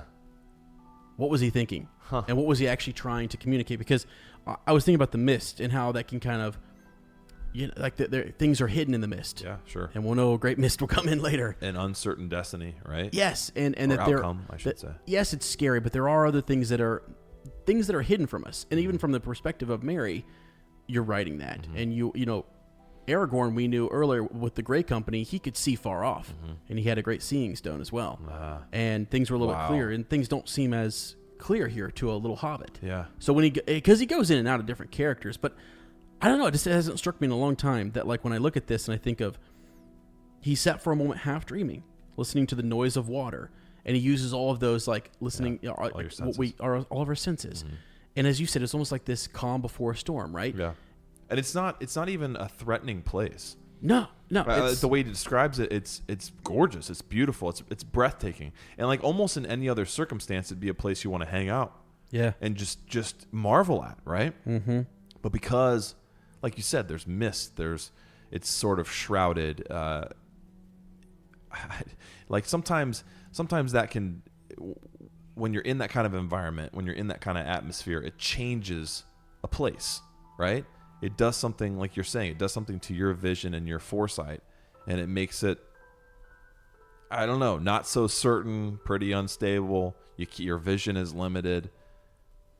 Yeah, right. And so I'm also crazy, looking at the connotation of something that's like the frowning precipices, like the wreathed in mist, sadness. Like, why would you use those words, right? Yeah, and is it some of what Mary is feeling? Yeah, because you're the last line of that is what you, because that when you read to the end of that paragraph, you make a break in a paragraph for a reason, and so at the end he's all he can think of is going back home, and whereas like if this is Theoden's country, and he's like if we were describing this land through his eyes, it might be different. And the beginning of that paragraph, first sentence, Mary looked out in wonder upon this strange country. Yeah. Strange country. And it is. For a hobbit, it's very strange.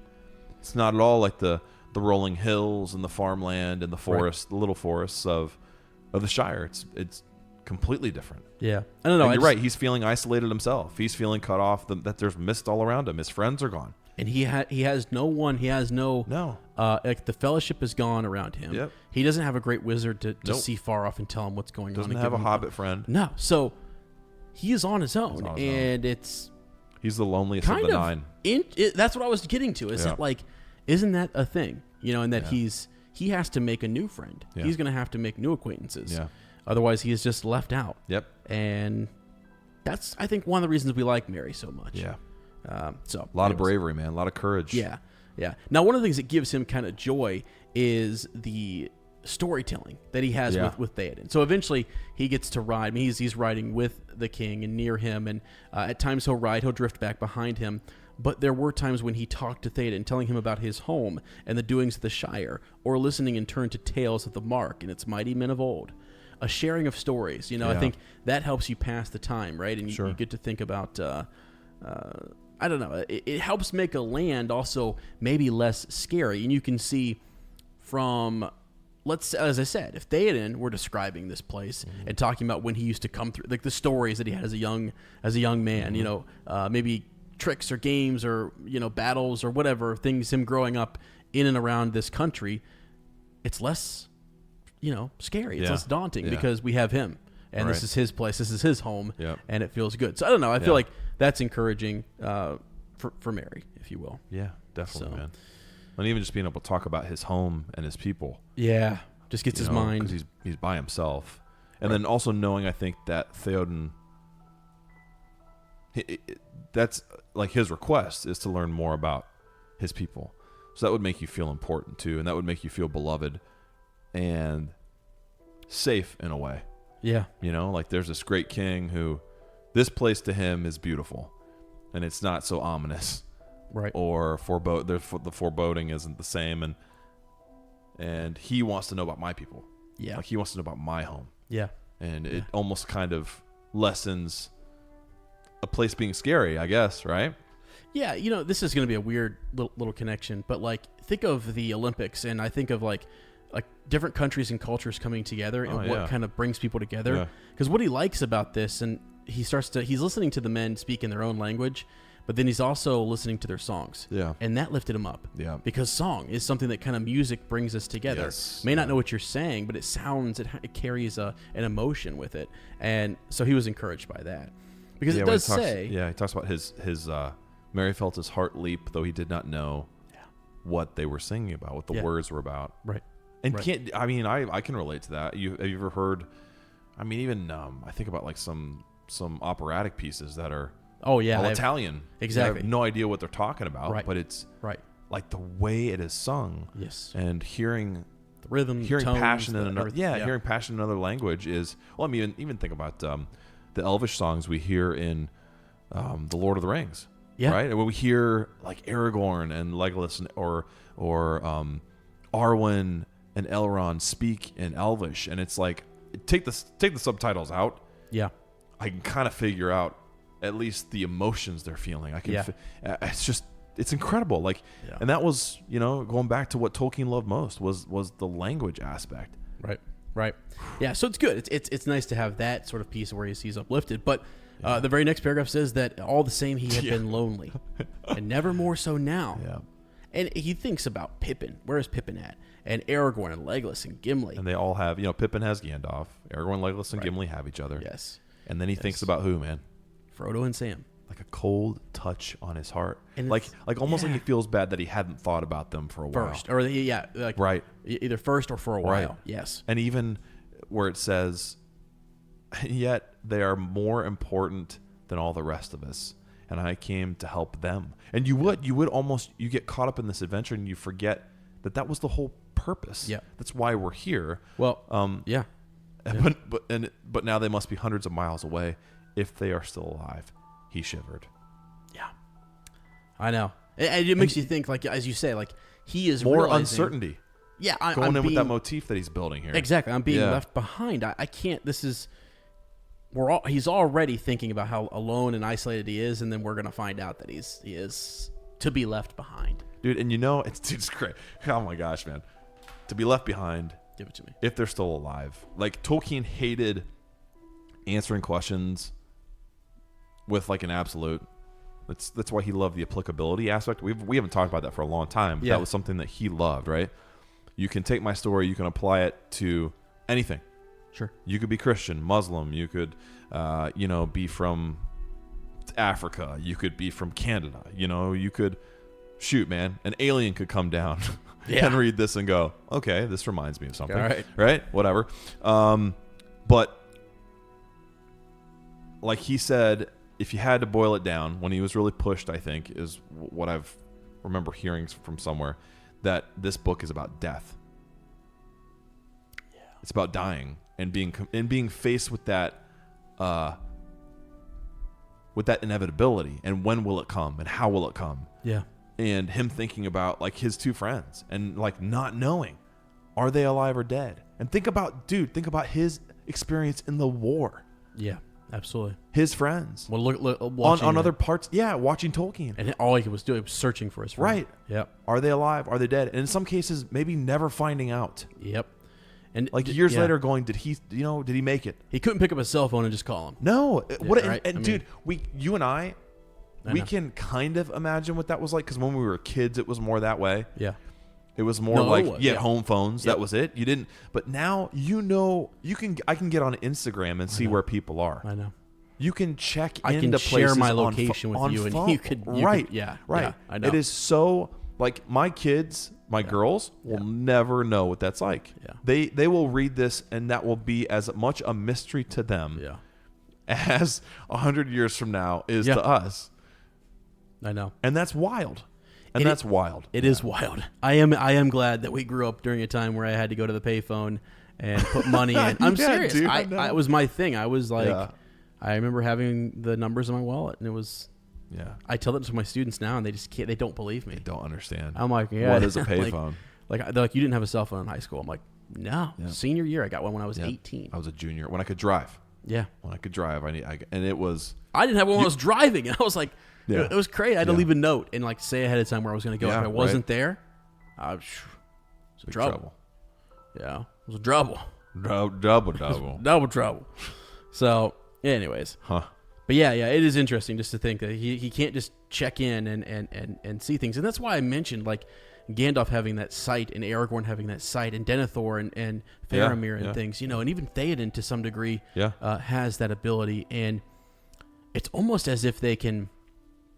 Like they know men's hearts, and they can get a feel that they have a better grip on what may happen, the potential and stuff. And and I even think age, wisdom, and experience too. Yeah, right. Yes. Like in the same way. Okay, dude. I think about how we always, we talk to our dads. Yeah. I called my dad before vacation, and I was just like, I don't know what to do, Dad. There's this situation, I don't know what to do. Yeah. And I knew he was going to be able to speak to me in a way that didn't make me more frustrated, that calmed my nerves, but was also true. You know what I mean? Yeah. I think about that. I think about because we're just using men in this example, right? Because it's the majority of who our characters are. But a mother, an aunt, a grandma can do the same thing. They've been around longer. They've seen patterns in life. They know how I don't know, dude. It is something like that you can't express either. It's just like sometimes you just know. Just know. I know. This is what our people have to do because. Yeah. Yeah, there's something there. There is something there. Yeah. Yeah. Wow. So anyways, I like that. I like thinking about, that's why I've always been drawn to those characters who have that. They're the guide by the side, who they've been there. You can turn to them. And Obi-Wan Kenobi. Obi-Wan is here, and the Force is with him. It's a name I've not heard in a long time. There was no father. I can't explain it. Okay, all right. all right. So no, they move down into Harrowdale at last, right? And Éomer is happy about this, and they see it. But Theoden is expressing that this is not the end for him.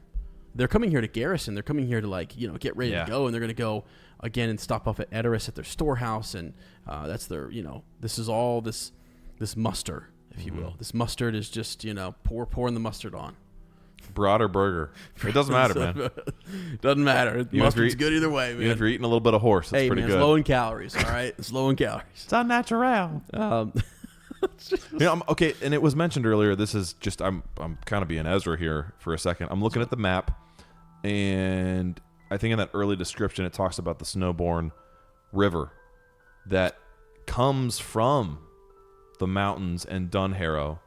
And that's what runs along the side of Edoras. And then it goes north through Harrowdale. And then around Edoras makes a bend east. It's just interesting. Like the beginning of a river that's really important to them as well. That's coming out of the mountain range. Yeah. Yeah, you're right. I don't know. And on the other end of that is the Black Root. The Black Root, yeah. So it's almost like it's coming down off of each side. Yeah. And wow, that's pretty cool, huh? Yeah, that's cool. All right, so Theoden wants to go. He wants to ride to war, and Éomer starts to kind of say that, his counsel would be that that he would return until after the war, lost or won, that he would stay. Yeah. And this is the part I love Theoden. He's nay, my son, for I will call you. Speak not the soft words of worm tongue in my old ears. Yeah, dude. What do you think that? Yeah. I mean, like Éomer hearing that. Oh, that'd be like, holy crap! You'd have to almost get like, wow, I sound like Wormtongue. Exactly. Careful. What am I thinking here? Careful. Yeah. Oh my gosh, the caution is not worth. Yeah. Hey, the result, no, and I think then it causes you to kind of think about things from his point of view, and right, different. He's thinking about protecting his king. Exactly, right, and the preservation of his people. And Theoden knows that. Yeah, and his king and Theoden's thinking, this is my duty to lead my people. And I will never lean on my staff again. Nope. Get out, dude. Never will I. So what a missed opportunity. I would have loved to seen this in the film. So, if the war is lost, what good will be my hiding in the hills? And if it won, what grief will it be? Even if I fall, spending my last strength. Gosh. Dude. I mean, let's go. Again, talking about death, right? And exactly. Your death being for a greater purpose. Right. Yes. So they decide to spend one evening here. And as you said, the Snowborn, right? You've got that kind of mark there, just that this is, this river that they're near here. Kind of going through the valley, if you will. I just love how the word choice he uses, the personification, and soon the path led them to a ford where the shallow waters murmured loudly on the stones. This place is so rich, and then we'll get to the Pukul men eventually too. Just like this like weird ancient history to this place that is so old that it's not even remembered. Yeah, I don't know. We're gonna have to that was interesting. It's crazy, man. Yeah, it's crazy. I know. And that just ties in so perfectly to the Army of the Dead. How it was an oath so long ago that few even remember it. It's fascinating. Yeah. Yep. Okay, so as the king's riding down in here, and I feel like this is area and territory that he hadn't been in a while, and so if you're going to muster people, you've got the king actually there. He's actually out riding around now. Yep. So, they're Theoden King, the king of the Mark returns, and they're all, just jacked out of their minds, right? So the king made his So the King of the Mark came back victorious out of the west to Dunharrow beneath the feet of the White Mountains. There he found the remaining strength of his people already assembled, for as soon as his coming was known, captains rode to meet him at the ford, bearing messages from Gandalf. And so they had, remember Gandalf had rode on ahead and had kind of told them, the whole winged shadow comes up here, right? Yeah. Mm-hmm. That Théoden said that he had saw it as well, but that was in the dead of night before Gandalf left us. Yeah. And they're getting warned about that. I mean, he warned them to keep track of that. Yeah. Talks about taking Shadowfax on and what have you. So, yeah. Anyways. All right, so Dun here, right, is here. It says is talking to him and says that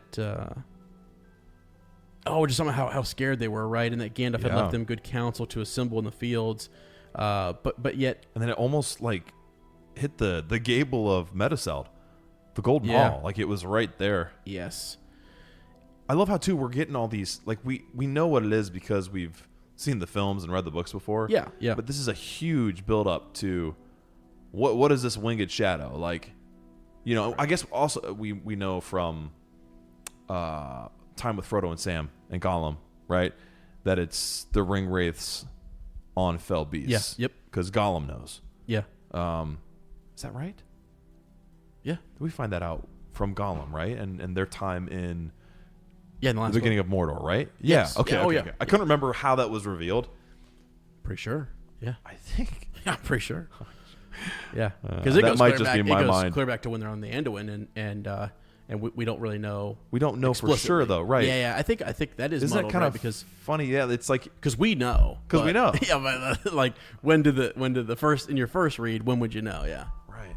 I get you. It's amazing how that stuff you don't think about very often, because you know what it is. Because you know, right? You know what I'm saying? Been here before, bud. Oh, hey. It's like how I don't know. I know, bro. right? It's like how I don't know that street a block away was called Church Street. You know what I mean? Like stuff right in front of your face, you take for granted, and you don't bother remembering the first moment. I know, man. You know what I mean? Dude, I hope someone counts the number of times we just said no. Let's stop in the last 5 minutes. Let's stop. Okay, so let's move on here. When we get into Dunharrow, let me know when you're ready because I have a little bit of history pulled up that we can talk about. Okay, so we're basically, he talks about riding to the hold, and there, he's going to meet with the captains and the marshals and things, and kind of discusses his plan to move eastward straight across the valley, which was at that point a little more than half a mile in width, flats and meads and rough grass, gray now in the falling light, lay about. So they're just describing this again. We're getting Mary's kind of perspective on all of this, and he's coming into Dunharrow, and he's sort of getting his bearings, getting everybody set up, and that's. I don't really know that there's much more to that whole bit until they actually go in and kind of. Right, until they actually get down and sit down to eat, right? Maybe. Where are you? Sorry. So I just realized that like all the stuff I was gonna say from that I had found on Tolkien Gateway is pretty much said in the book. Is it really? Yeah, what essentially. What were we gonna say? Like, what? Tell me. Well, I love the Pukul men. Right. Okay. Is that? Are we? I'm sorry, man. Where are we? I was literally daydreaming about that. Okay. So let me just keep going a little bit. So sorry. No, we're like a paragraph. Where Mary is wondering about how many there are, their number? Yes, their number. Okay. He's looking side to side.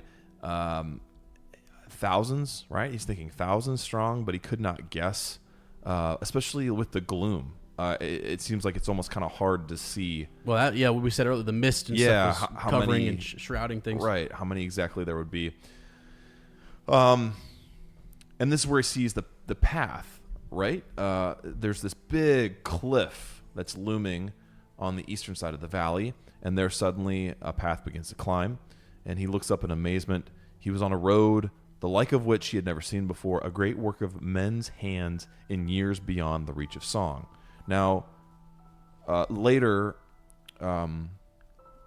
we learn that this was a refuge that was used long before Rohan was even in existence.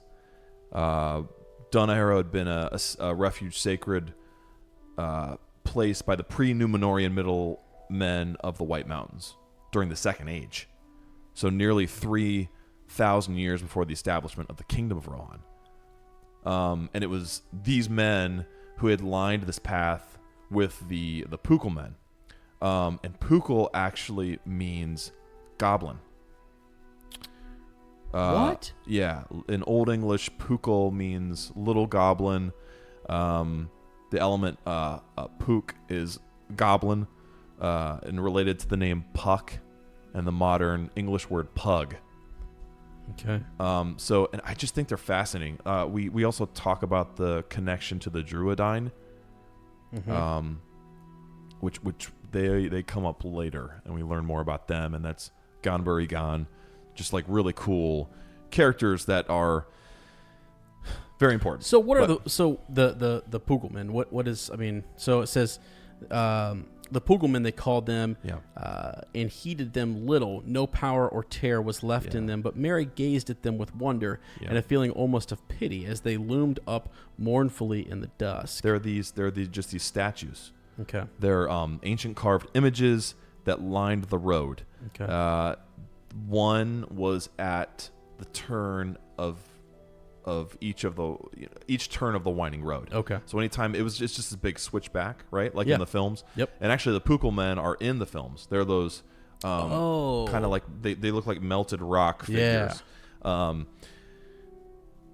each resembled a man with clumsy limbs, squatting, cross-legged, with short arms folded across like a fat belly. They were carved by the ancient, long-forgotten men of the Second Age, perhaps related to the Oathbreakers who populated the White Mountains. The statues were thought to be in the likeness of Woses or the Druidine. And we see later that they're very similar, who also made their homes there. All had eroded over the years until some had no features except empty eye holes.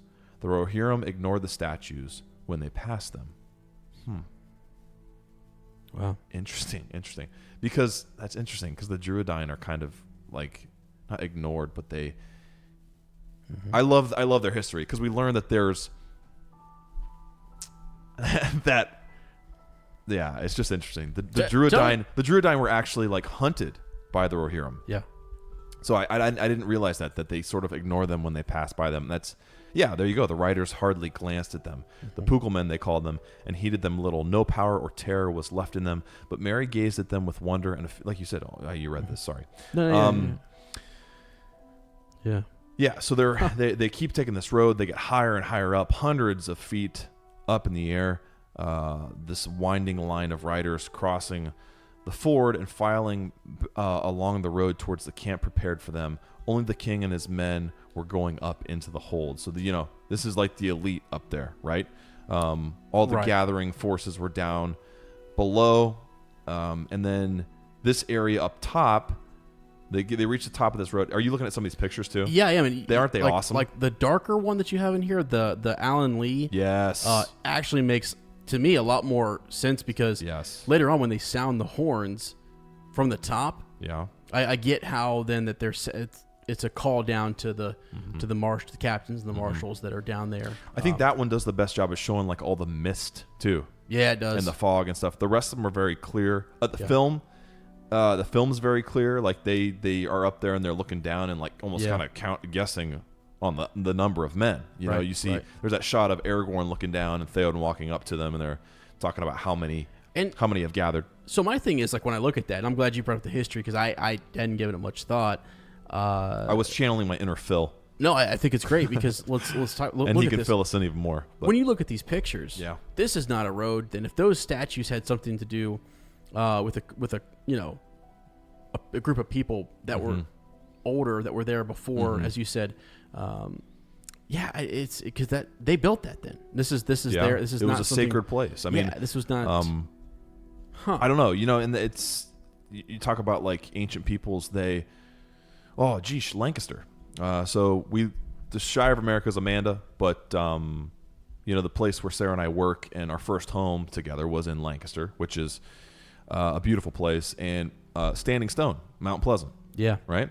Is it's the only city in Ohio where there's like a quote unquote mountain in city limits, and it's this beautiful sandstone cliff face.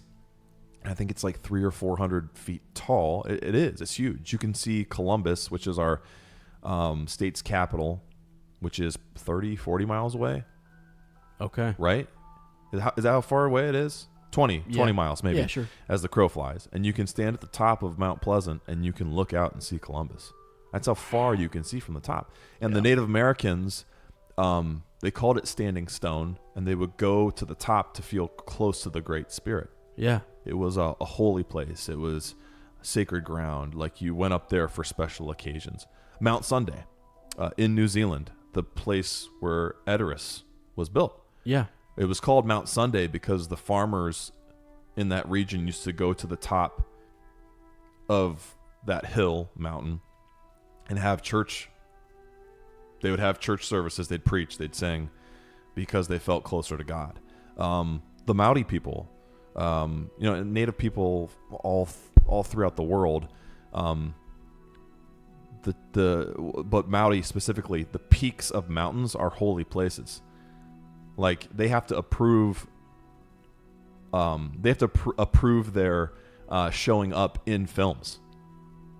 Like you can film parts of a mountain, but if they don't give you approval, you can't show the peak of the mountain in a film. Wow. They're that sacred to them. So that's what I think about when I think about this. They don't know what the people did there, but I think to myself, it must have been a place they went. I mean, clearly it's dramatically beautiful and gorgeous. Yeah. Right? That maybe this was a place where they just gathered to feel closer to their God, to nature, whatever. Let me ask you a quick. This is on. Also, do you like Tolkien's illustration? Isn't that beautiful? Yes. Do you see that one there? Yeah. I think it's one of it's after the Pookelman link.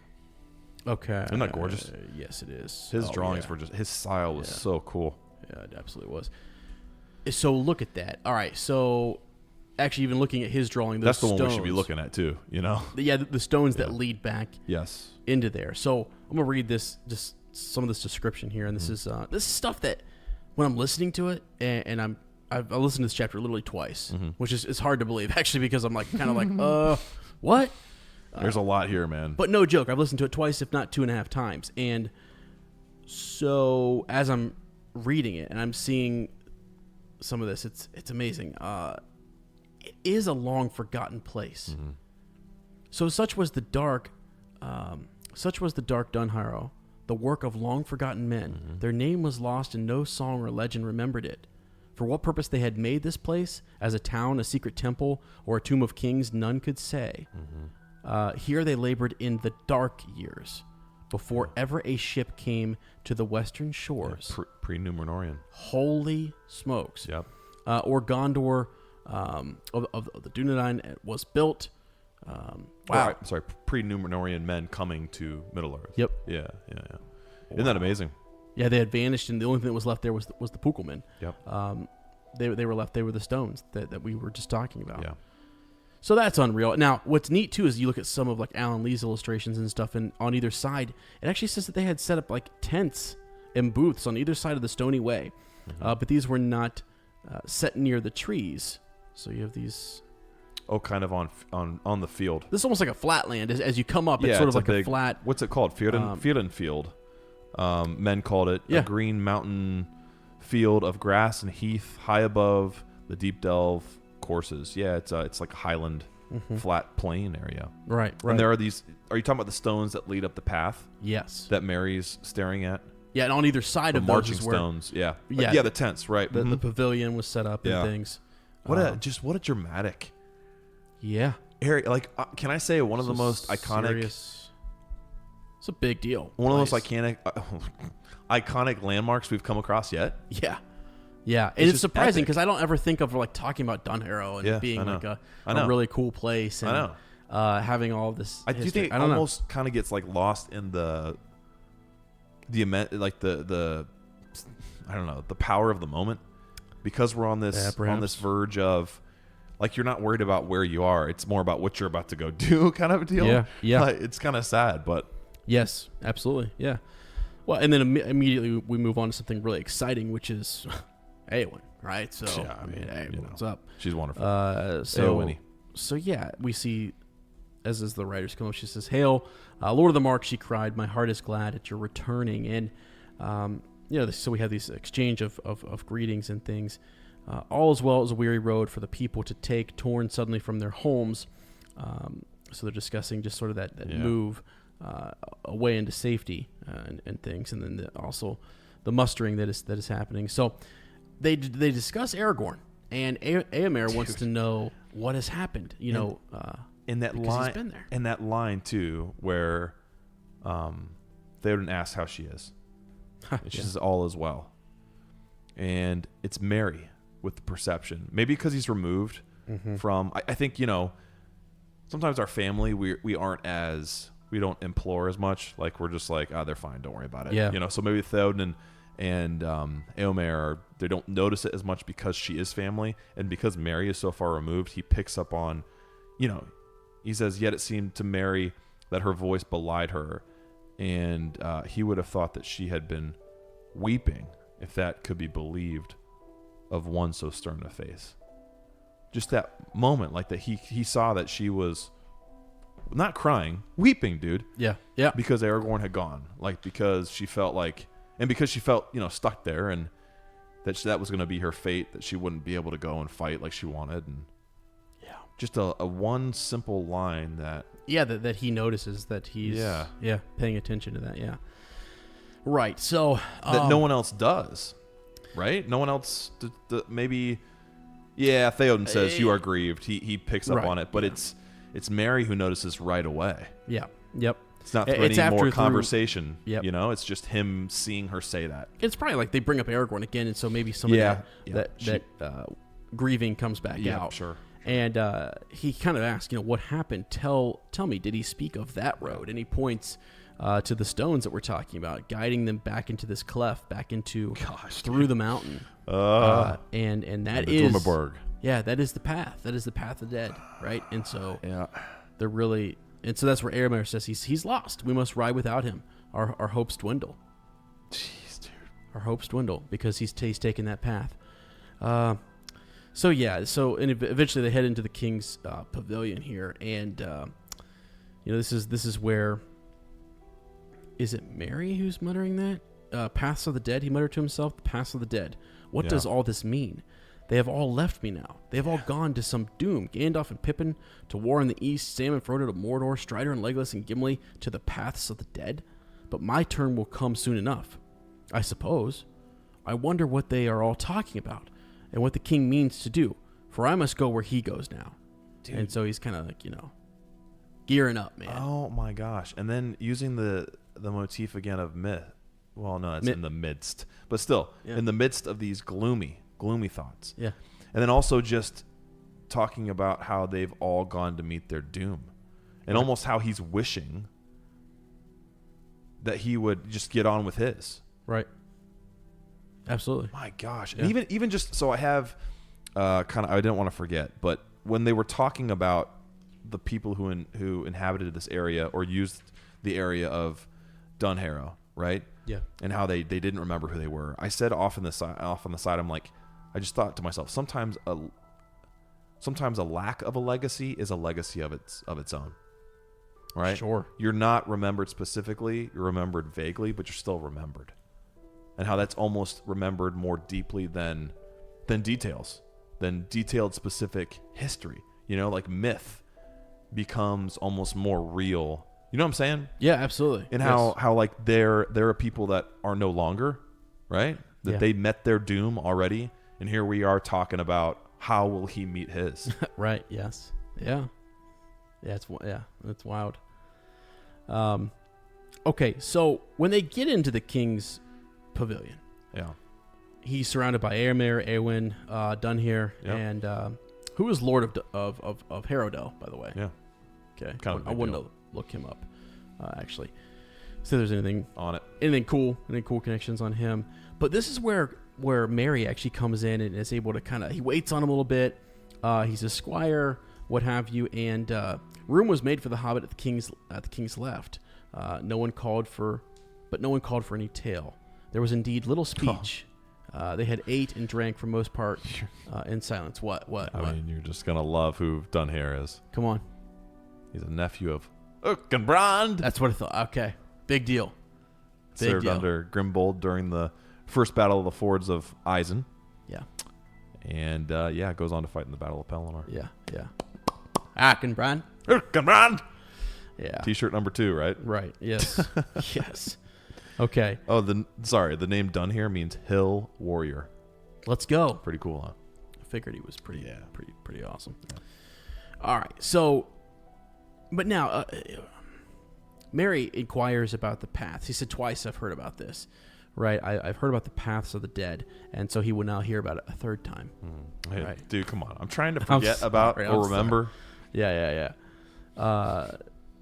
And it's an ill word. I mean, it's kind of quiet. There's no stories being told. He's a little bit sort of like, what? Come on. And he wants to know where Aragorn has gone. And I think that makes sense. This is where his friend has gone. It's the most recent loss of a friend that he has. And he's so close in proximity to where he kind of. And he just saw the motion towards this path. And why wouldn't we go? Why aren't we going that way? Right? So he says, what lies beyond no man knows. They start to kind of talk about the ill omens associated with this place. And hopefully we got some history maybe here on some of this, because it gets a little over my head. No man knows. Yeah, Phil said. Said Thanon, but ancient legend, now seldom spoken, has somewhat to report. Okay. If these old tales speak true, that have come down from father to son in the house of Errol, then the door. Yeah, what? This is something I didn't look up before, but he goes on to talk about Baldur, son of Brego, passing the door. And I had a little note. I was like, is he the knight we saw? When the Grey Company passed through and they saw that, remember they found the skeleton clad in gold and armor? Yes. Yeah. Baldur the Hapless. He was a prideful son of Brego, and he's the one that the Grey Company found. His legs broken and his sword notched. Remember as they're going through the absolutely. So there you go. That's who it was. Theoden kind of connecting here. Okay. Now I'm gonna do a little. Oh, jeez. Goodness. Sorry, that scared the crap out of me. Sorry about that. I want to do a little digging here myself, actually, on the fly, just because I'm not interested. often I make connections like that, and that proud of no, myself. It's great. Proud of myself. That's great. Because it was one of those things I didn't have time to look up in the moment, and a little small victory for Barliman. How long ago was that? That's what I'm looking at. Good question. So they found the pass of the dead surprisingly by a riddle from an old man that forbade them passage. He became curious. So Brego was Eorl's son, and Baldur was Brego's son. Wow. So, So Baldur, the hapless, was the prideful son of Brego and the grandson of Eorl the Young. Okay. So at the inauguration at Meduseld in, what is this, Third Age. Yep. Okay, he vowed to pass the Dark Door. He did so a year later and was never seen again alive. Okay. Aragorn and Grey Company found the golden-clad knight. I wonder why. Like, why did he... Why didn't he make it? And why did he want to take it? Take the paths? Yeah, that's an even better question. He was prideful, so maybe that was part of it, too. He just wanted to prove that it's just ghost stories. I can make it through. Right. It looks like it says it right here. So it says, a rash vow he spoke as he drained the horn at a feast. So he's drunk. Which Brego made to hallow new built. I always say that. How do I say that? Meduseld. Yeah. I always say it wrong. And he came to the high seat of which he was the heir. So, it's just basically kind of like wild. And actually it describes him in the gateway as a prideful son, right? Being full of pride. So. Yeah. Anyway, so that's interesting. So there's a little bit of backstory here. Folks say that the dead men out of the dark years guard the way and will suffer no living man to come to their hidden halls. Wow. Yeah. But at the wilds, they may themselves be seen passing out of the door like shadows and down the stony road. Seriously? Like, how recently were we talking? I mean, they go out for drinks, okay, smoke sure. breaks, stuff like that. Really? Do they really? Sniff of air. So, okay. As you do. So they're not just green, shadowy people. I'm being serious. Yeah. And then the people of Harrowdale shut fast their doors and shroud their windows and are afraid. But the dead come seldom forth, and only at times of great unquiet and coming death. So they call them the dead. I mean, are they actually dead spirits? I mean, is that the thing they're actually coming down from? I know it sounds stupid to ask. They're the spirits of that army. Yeah. That broke the oath. They're ghosts. Here, I'm hoping they're sitting down, sort of like Casper does, and trying to, his uncles were always trying to eat a little bit of, they're trying to throw back a couple drinks. I don't know. I'm trying to find other art to see how others, kind of portrayed them, because we are so inundated with the green ghostly. Yeah. Okay. So yet it is said in Harrowdale that Eowyn yet it is said in Harrowdale, said Eowyn in a low voice, that in the moonless nights but little while ago a great host of strange array passed by, whence they came none knew, but they went up the stony road and vanished into the hill, as if they went to keep a tryst. Wow. Huh. Then why has Aragorn gone that way? Asked Mary. Don't you know anything that would explain it? Huh. Okay. So they don't really know anything. I mean, they kind of go back and talk about him, it almost like seems like they were kind of insinuating that he was like had a death wish or something, right. But he takes this company in there. And what does it mean when they say, so greatly changed he seemed to me since I saw him first in the king's house, said Eowyn. Grimmer, older, fey, I thought him. That was actually the line and like that I relate to most. The dead call. Like fey, because I don't know anything. I literally said I know. I think I wrote off in the margin. I know exactly how that feels. So that's how I feel right now. Definition-wise, given an impression of vague unworldliness. Okay, almost like a ghost himself. Yeah, supernatural, fated to die at the point of death. Now he is fey. He sees his own death, and I see it too. I think Tina Fey. Yeah. Grimmer. There's actually a Mexican singer called Fey, by the way. Oh, that's awesome. So, I literally underlined that because I'm like, dude, that's about how I feel. Yeah. Okay. Grimmer and older. Yeah. Sleepless. And now Theoden says... No rest. Right.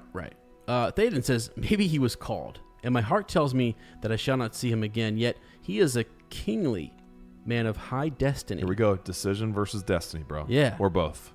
Again, this whole time we've been talking about this. Right. He decided to go because he was destined to go. Yeah, he's trying to tell him to take comfort. Because of all this, he's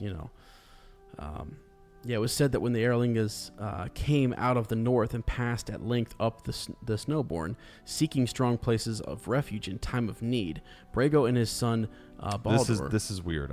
This is the part I was like, wow. Okay. Yeah, climbed the stair of the hold, and so came before the door. On the threshold sat an old man, age beyond guess of years, tall and kingly he had been, but now he was withered as an old stone. Indeed, for stone they took him, for he moved not, and he said no word until they sought to pass him by and enter. Who was this guy? Yeah, who was this guy? And then a voice came out of him, as if it were out of the ground, and to their amazement, it spoke in the western tongue. The way is shut. Wow. Then they halted, and they looked at him and saw that he lived still, but he did not look at them. The way is shut, his voice said again. It was made by those who are dead, and the dead keep it. Until the time comes, the way is shut. Until the time comes. And that part is left out from the film. Until the time comes. Yeah. And in the movie, that's like the saving hope here. That's what Theoden leans on. Is that like until the time this comes, may be the time. Yeah, exactly. And this is something that is given to the King of the Dead in the film, right? He's Yeah. the one who says, the way is shut, it was made by those who are dead. And the Right. dead keep it. And it's almost like, I wonder, was this dude did the King of the Dead like possess an old guy's body? Was it some kind of wild, huh? Well, how Very long? wild. That's why I was asking about Brago and Was this how, Gandalf? How long ago was this? You know what I Yeah, mean? Because yeah. it seems like it's far too like how is this one of the last of a descendant of these people or something? Like what? I mean, he was that's alive. a good question. Yeah. You know, I was like, what? Huh. Anyways, Or maybe just an old seer, you know? yeah, Some perhaps. wizened old man. But anyways, so yeah, so the way is shut, and so now they as I said they kind of discuss, is this the time, and perhaps that's the hope. How do you know is what Éomer says, Right, Unless right. you go in. Yeah, yep. And so Aragorn has, and Yep. we know that he was given all those words of wisdom from Elrond and those reminders. So And Arwen too. right, Yeah. right. So now this is when the arrow Red shows arrow up, right? comes, yeah. So we have riders from Gondor showing up, and there's this Hergon. yeah. There's this basically a cry for battle. I mean, they're they're in need of aid and support, and they're calling on Theoden to remember that they're allies and that they're friends, and they're requesting Lord Denethor is requesting that he send all of his strength and with all speed, Yeah. right, Yeah. to the aid of Gondor. It's more of I like this because it is more of a desperate. It's almost like in a lot of ways, there's some stuff in here where it suggests that Denethor is also kind of saying you're better protected here. Like if this is all going to, I mean, the battle's here. Yeah. If we don't win, you're not going to win. If we don't stand together against this force, we're all going to break. Yeah. We'll break first, and then you'll break. Yeah. So it's sort of what he's kind of saying, I think, through this messenger, and time is short. And So- the messenger ultimately goes on to say too that if you can't come more quickly than a week, Yeah. then you'll arrive to find Minas Tirith overrun, Yeah. and all of us gone. Right. You know. Well, I mean, here's the thing. I actually, when I first in the reread, when I first read that again, I thought, you know what? Hold on a second. Gandalf is still there. Yeah. True. All right, so True. he could buy us at least a week, okay? If not You would more. hope so. So I mean, well, there's 7 levels. yeah, A level a day. sure. Hold this level today. Hold this, yeah, guys. Fall Retreat. back. You know. Yeah, yeah. I'm not a mathematician, but that might work out. Maybe, yeah. So,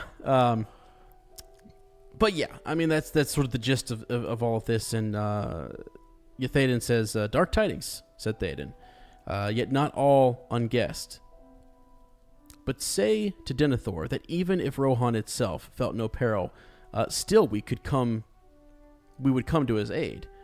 But we have suffered much loss in our battles with Saruman, the traitor, and we must still think of our frontier in the north and the east." And actually, something Gimli and Legolas talked about is that, and we know just that they're the men of Lake Town and Dale and everything, like they're under attack and stuff, right? Yeah, I mean that's actually stuff that we kind of know is happening.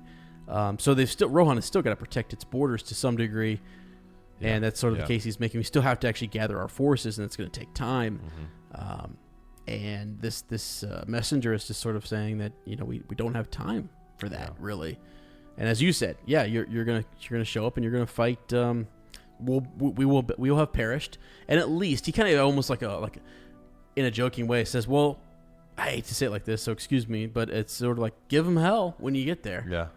because we won't be there. Yeah. Right. So do your best." Right. I mean, really, like if you can't make it, we probably will not be there. Yeah. So this message may all be in vain, Right. but when you do get there, go nuts. Yep. Because it's over. Take it back. It's over. Yeah. Yeah. Or die trying. Right. Yeah. Yeah. So, But it is almost sending this message like either we're together and we have a hope, or we're divided and there's none whatsoever. yeah, Like we have to. Right. Well, and he also knows the value of the horsemen too, right? Yeah. Oh, and, yeah. And the cavalry. Yep. That make a huge difference. On the plains. It's mounted. They're mounted men. Right. Well, I guess it's Theoden who says that, right? Because Denethor kind of wants them to come into the city and help defend the city that way. Yes. But Theoden's like, that's not where our strength lies. Nope. We can't.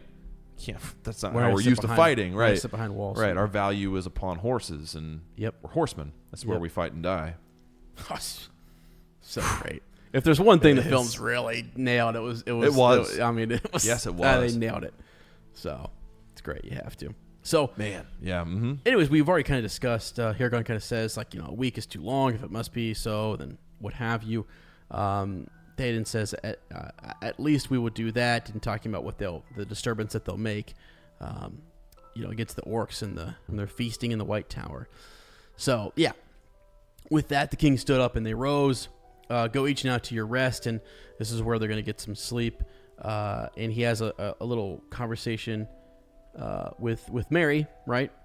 That he doesn't need any more of him tonight. Be ready for my call as soon as the sun is risen. I will be ready, said Mary. Even if you bid me ride with you on the paths of the dead. Speak not words of omen, said the king, for there may be more roads than one that could bear that name.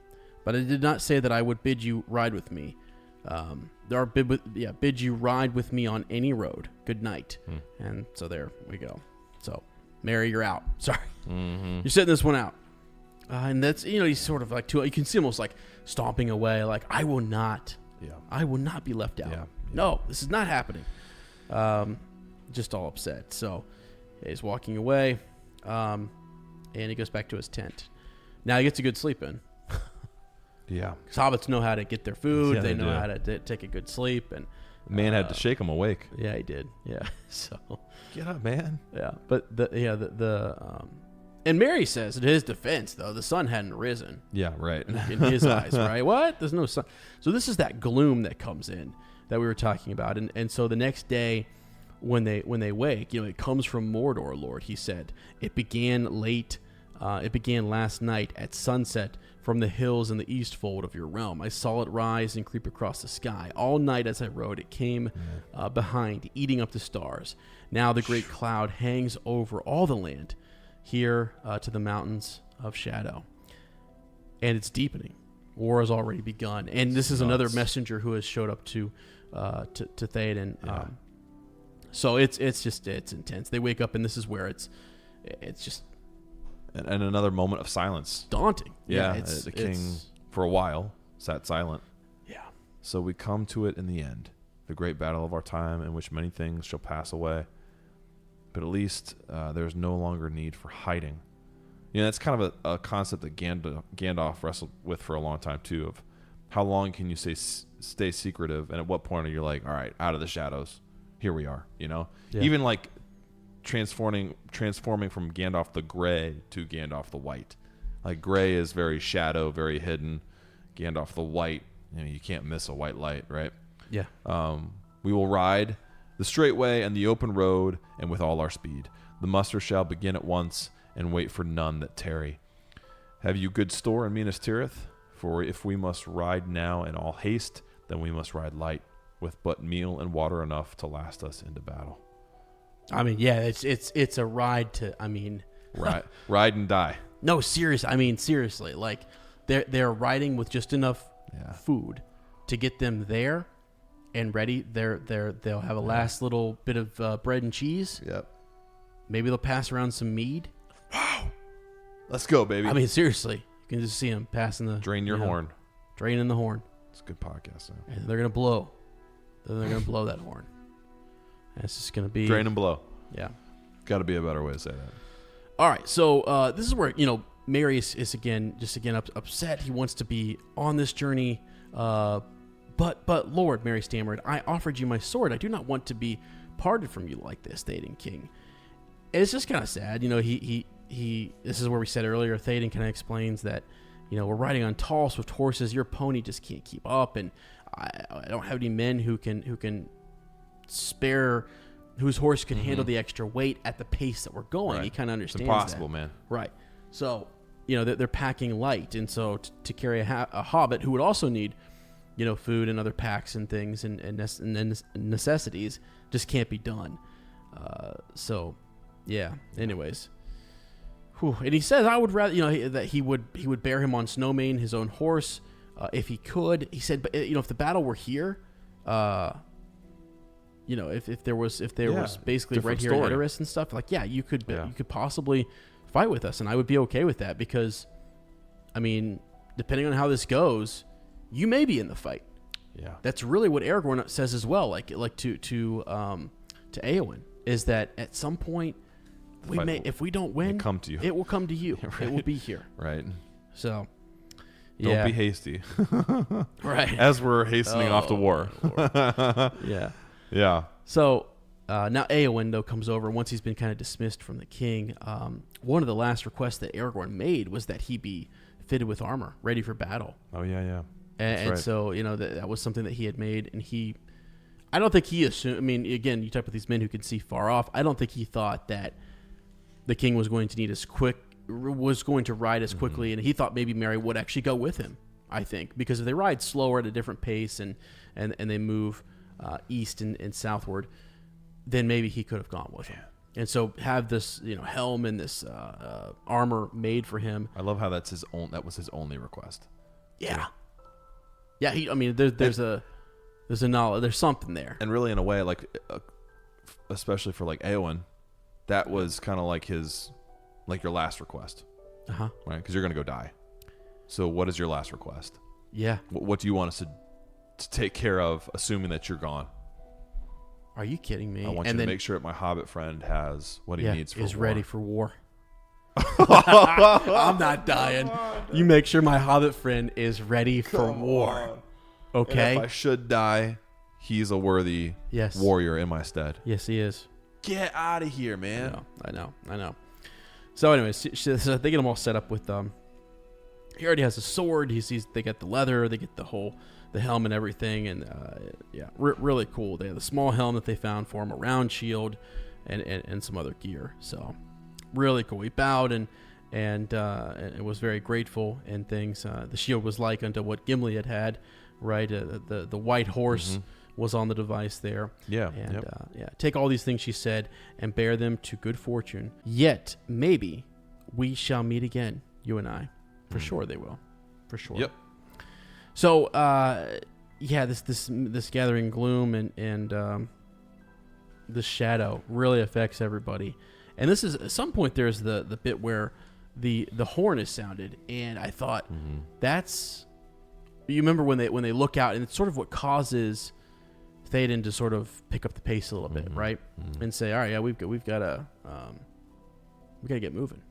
I love too how he describes the people that they're, because there are other people here who aren't going to war, and it's easy to kind of forget that, like, there are women and children, old men, right? And he says, hearts were heavy and many quailed in the shadow, but they were a stern people, loyal to their lord, and little weeping or murmuring was heard, even in the camp of the hold, or in the hold where the exiles from Edoras were housed, women and children and old men. Doom hung over them, but they faced it silently. Again, the silence. Yeah. And how that, that's a sign of their strength. There was I'm sorry, real quick, a brooding silence that was kind of veiled and hidden behind all of this that was coming, this calm, right? And now here we are as doom hangs over them, and they faced it silently. So you face the silence with silence. And it's just the tension is building. Yeah, and almost as a form of strength, right? Like, the doom's here, but we're not going to, cry out. We're not going to weep. We're not going to show any kind of sadness. We're going to just be silent, and we're going to hope for the best, I guess, right? And just, I don't know, be unmoved by it, right? Uh-huh. Yep. Yeah. So anyways, they get everybody ready to go. They've sounded the horns. They've got the marshals and the captains and everybody kind of mustering everyone, getting everybody ready to go down there, right? And Théoden, he's unbent and unafraid. Yeah, and I think that's the thing. Dude. That's the thing. Is that he's your king. Yeah, exactly. Because not long ago, he was. He bent. was. Yes. And he was leaning on his staff. Yeah. So now this is the bit where, as they head off, as they ride down, and they go through this group of men, Mary finds a face that kind of catches his eye. He caught a glint of clear gray eyes, and then he shivered, for it came suddenly to him that it was the face of one without hope, who goes in search of death, which is interesting. I thought of They Shall Not Grow Old. Yeah. I thought of, it's just interesting. Like, you're in this grand, I don't know, just massive scene, right? Thousands of people, thousands of soldiers getting ready to ride to war. And he takes you back down to like the smallest of human interactions. Mm-hmm. Yeah. Mm. Wow. Huh. So actually, this is kind of, again, more little world bending stuff, right? So as they go down through along the river, under Harrow and Upbourne, right? These little kind of hamlets. They came across many sad faces of women who looked out of dark doors. And again, this is the great ride east. This is the great ride into the east that began with which the songs of Rohan were busy for many long lives of men thereafter. I love too how that gives you a glimpse that there is a future, right? But it doesn't necessarily tell you that they're happy or sad songs. You know what I mean? It doesn't really tell you. Rohan could still be around, but Mordor rules, right? Yeah. And they remember this day in sad song. Or, you ready to sing this bad boy? oh, from dark dawn, Harrow, in the dim morning. No, I'm not. That was actually pretty good. You were kind of going along with the music, which is a little somber, right? A little sad. From dark dawn Harrow in the dim morning, with Thane and Captain Rothangelson to Edoras he came, the ancient halls of the Markwood. I think that's what he's doing. Yeah. You actually had it right. Shrouded golden timbers were in gloom mantled. Farewell he bade to his free people of the high seat and the hallowed places where long he had feasted ere the light faded. Forth rode the king, fear behind him, fate before him, fealty kept he. I don't think he knew what he was doing. Was he stoned out of his mind? He was probably like, yo, a song's coming up. Yo. Pass a toke. Dude, how would Brodo Swaggins do this?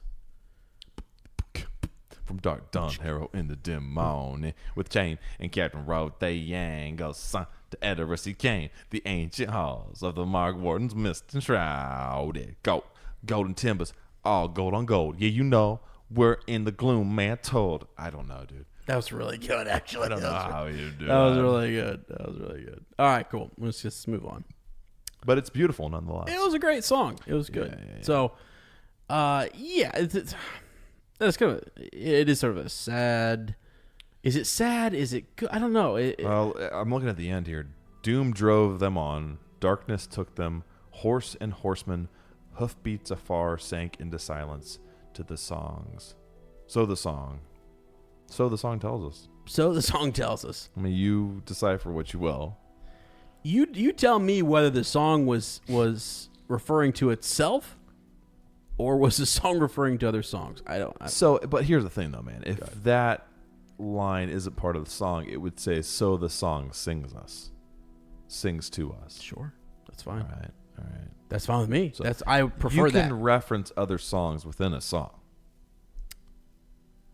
It's been done lots of times. Right, but this song just happens to be referencing itself at the end. No.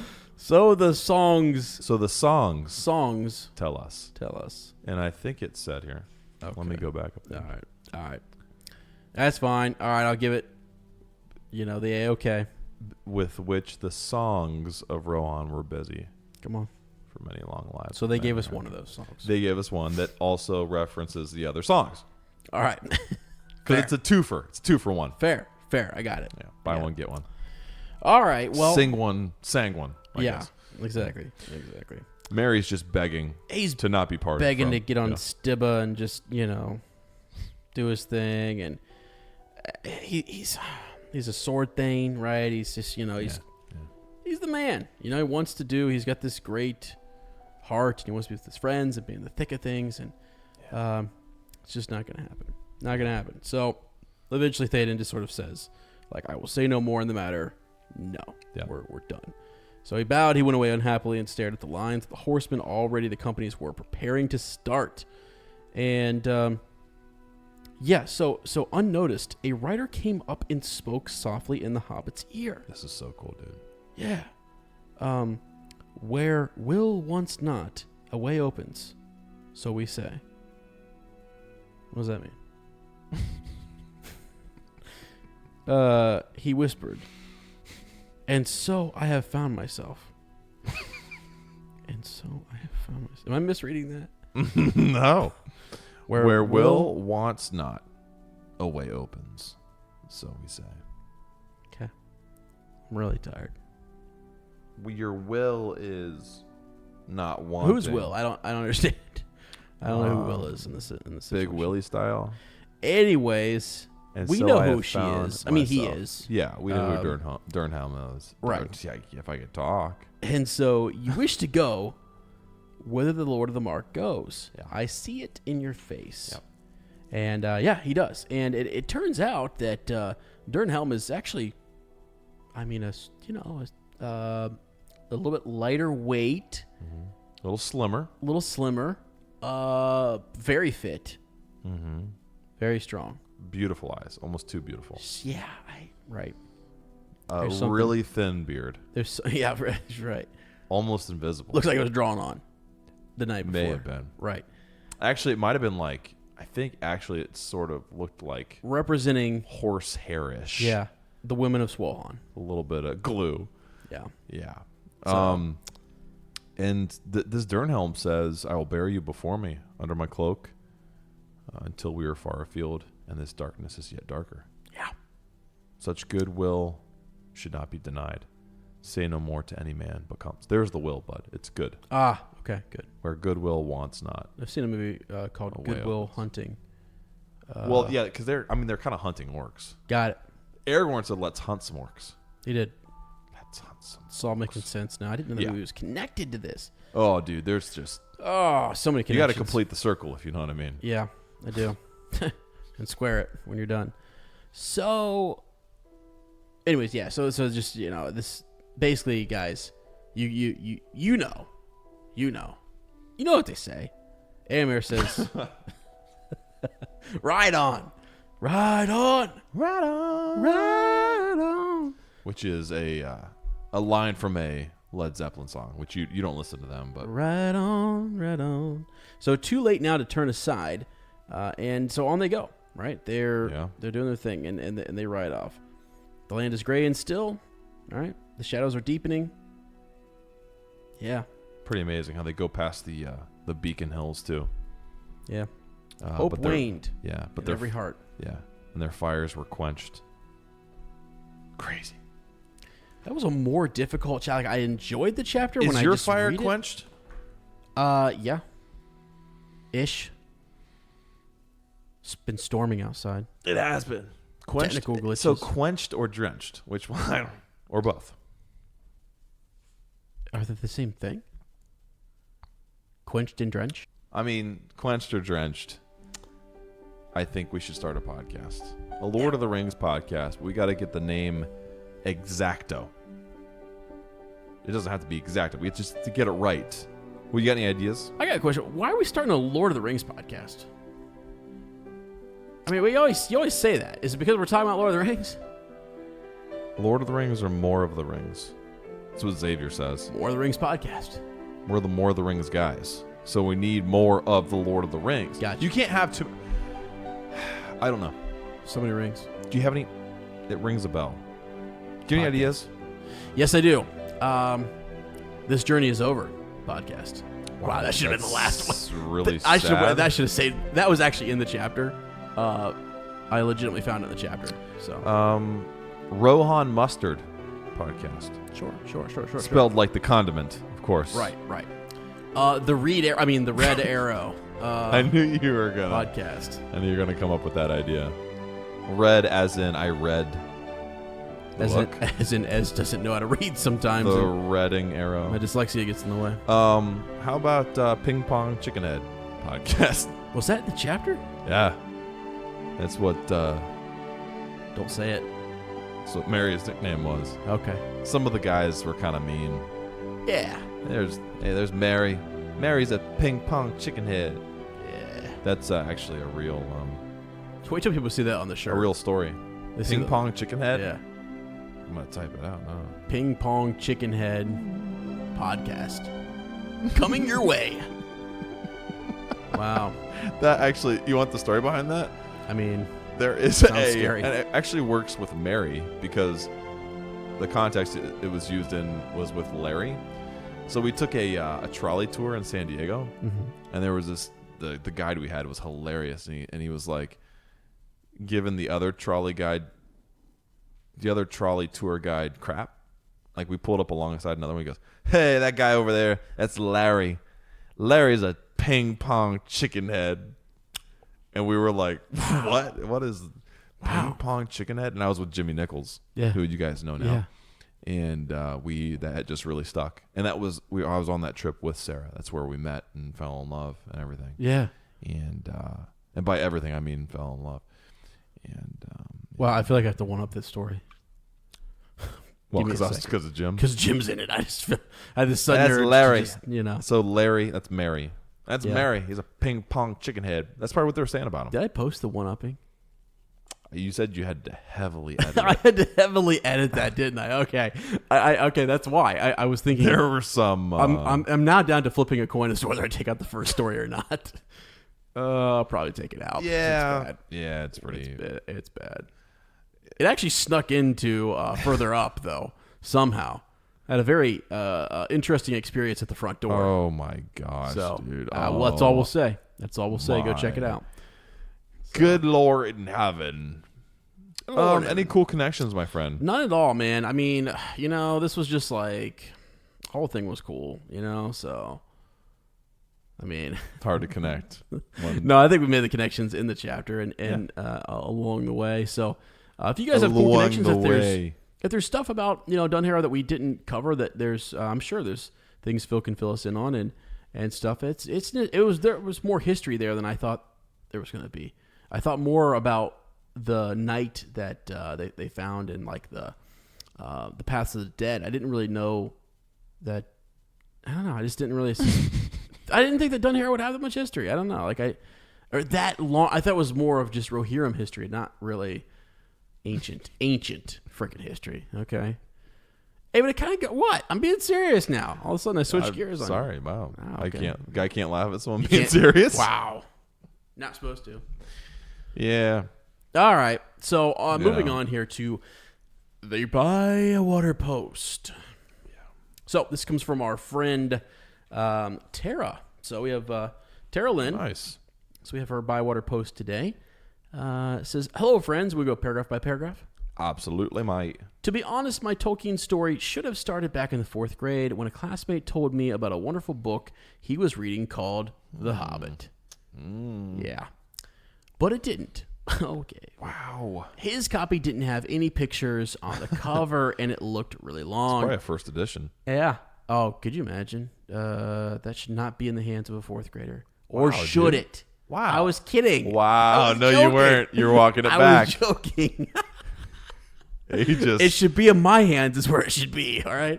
Wow. Gollum. Sorry. Jeez. I mean, I have a 20th edition I can give him, all right? Jeez. Anyways. So he didn't actually tell me.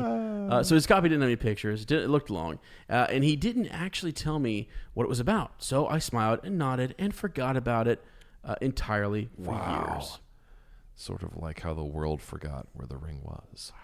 Fast forward to high school, and I was really into stuffy old British movies. My favorite was a TV miniseries called The Scarlet Pimpernel, starring Jane Seymour and a younger Ian McKellen. I was at the movies one day when a trailer came on for an upcoming fantasy film when I realized that I recognized the voice of the trailer's narrator. That Chauvelin from The Scarlet Pimpernel. I probably mispronounced that because it sounds French. Yeah. I exclaimed in the silent theater, much to my friend's embarrassment. They didn't seem to understand my excitement, so I just filed it in the back of my mind that I should go and see Ian McKellen in this Lord of the Rings thing when it came out.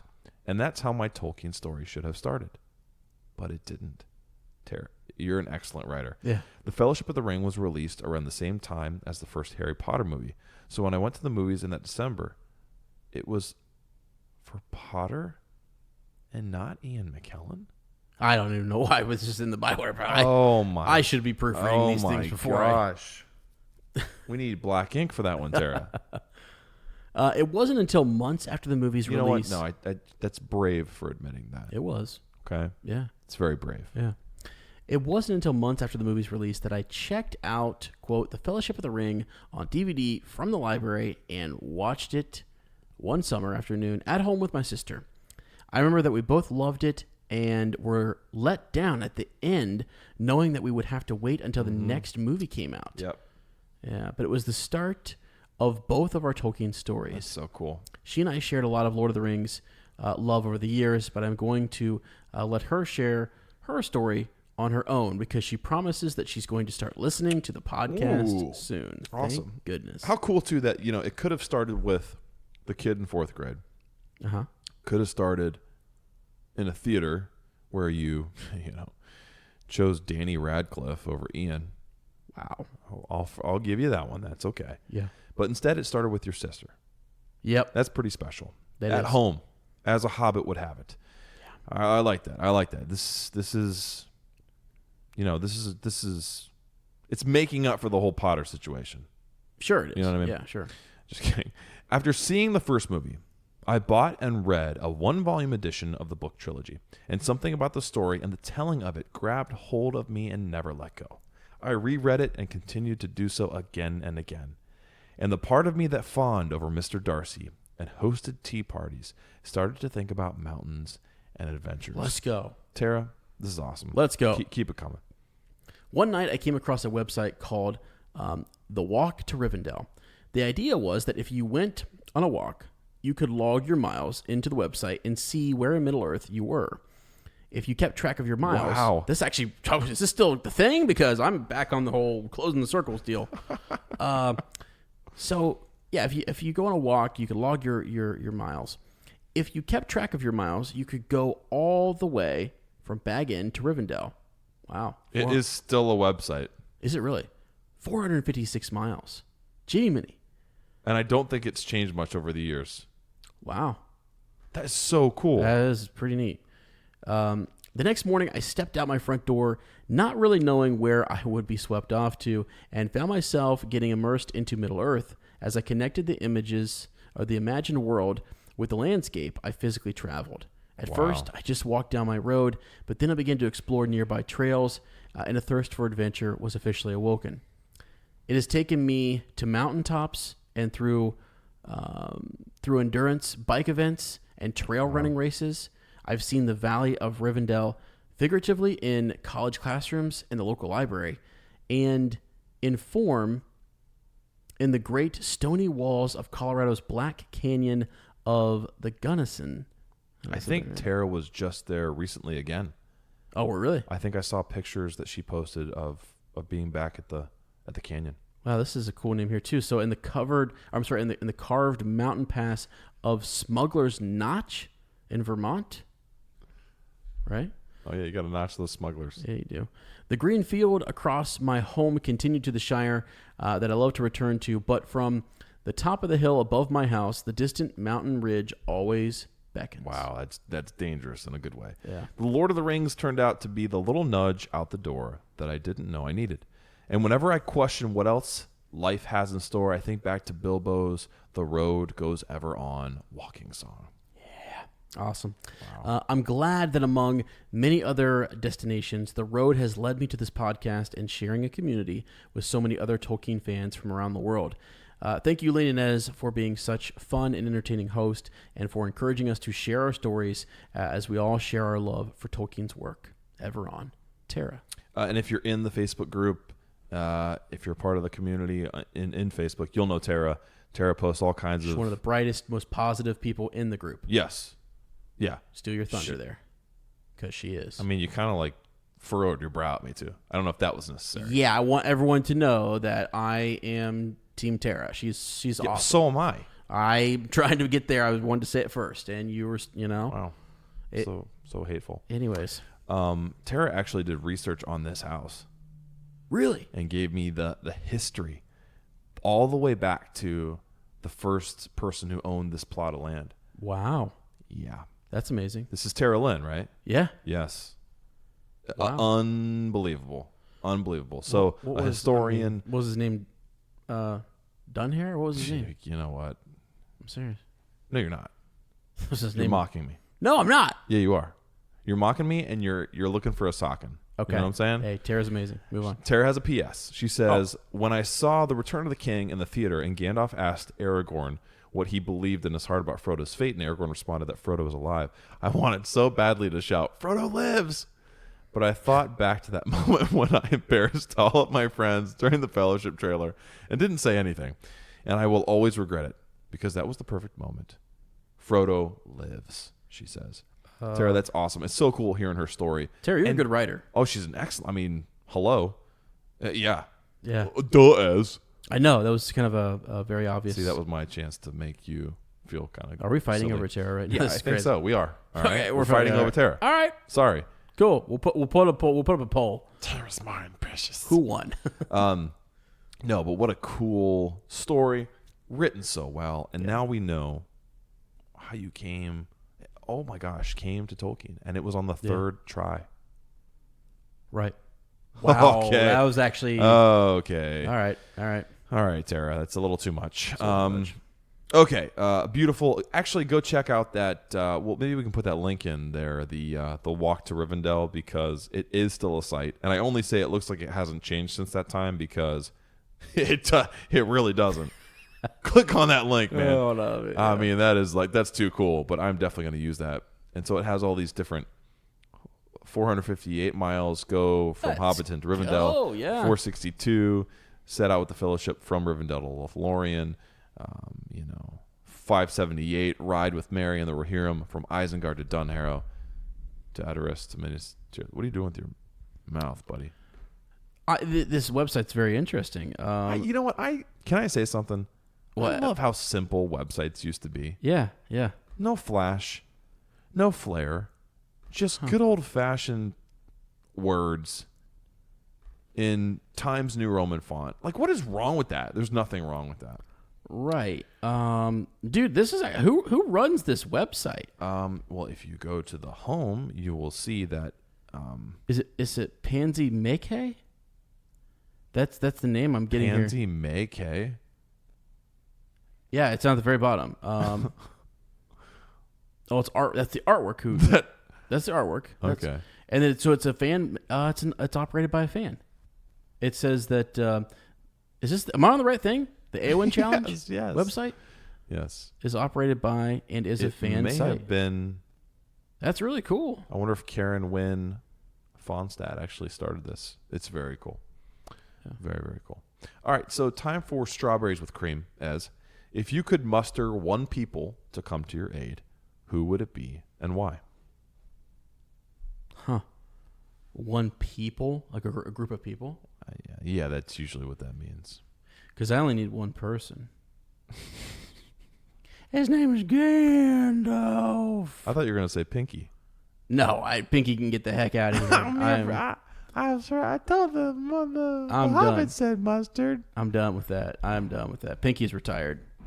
I meant one group of people. I know mean you one did, but person. I don't that need would a be group. if you could muster one person. I know you said people. So the but people you okay, would- then the fine. Maiar? The Astari, yeah. Yeah, that's what I meant. Whatever. Yeah. Well, not. I mean, actually, just him and Radagast. I don't really think I need the other guys. Well, one of them's against you. Right. so- I don't need him. How about the Blue so Wizards? I'm out on them, actually, quite frankly. So, yeah, I smell it over here. Jeez, So, oh, man. don't forget the smithing. Wow. Smithing. Sometimes you want to forget this. Sometimes you learn how to speak as What group of people would I muster? Yeah. I don't think they'd want to fight, but I would love to fight alongside the Druidine.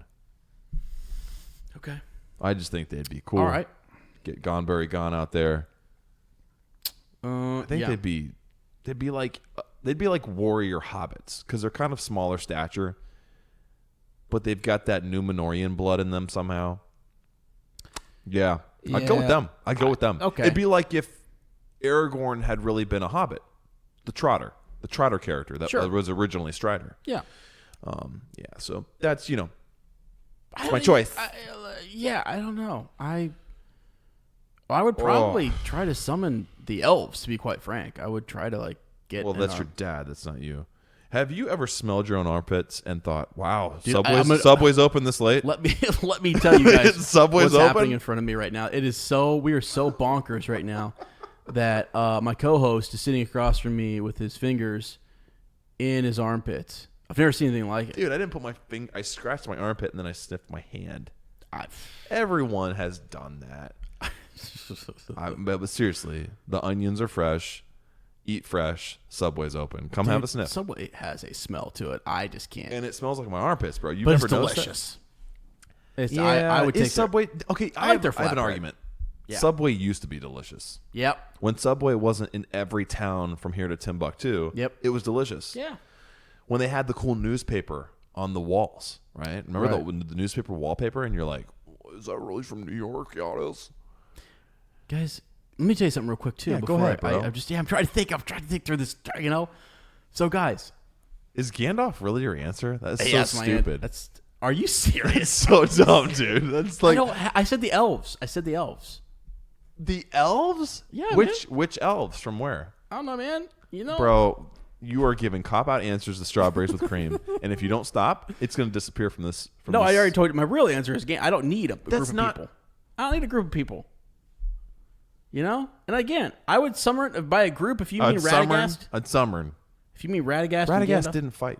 Okay, he disappeared. We don't know what happened. Didn't to him. matter. So what about? I think he was killed. I think Gollum killed him. Anyways, guys had some really good eggs and peppers and ham today. What? So you guys, we were talking about Subway, and you want to eat fresh? Just crack open your egg. Oh, God. Crack your egg open? Is that what you almost? Yeah, guys. This is like an episode of the appendices. Guys, Guys, if you want to know what's available on Patreon, it's pretty much this. The last rewind it 5 minutes. I'm sorry. From here on. No. I'm fine with it. I'm fine. Hey, I'm fine. Hey, look at me. Look at me. I can see you. Subway, sniff fresh. All right, moving on. So, anyways, guys, How do you share the load, man? What does that even mean? Who am I? sharing Who are the you? load, guys. Where here's are the we thing. going? You know what? I wanted to do you mind if I do this for a second? All right, cool. That's cool. That's where I we're love at. how you just. That's where we're at. I don't know. It's just I'm not stopping you right now. This is a train, and I'm on it. the lane train. The lame train. Whoa, bro. The lane train. I can't even get the M's and the R's out of the word. I can't. I have been talking about Dr. Steve Brule way too much. Oh boy, don't Way too mention much, him. Brady. Hey, do not mention him here. Way too much, Brady. So, guys, here's the thing.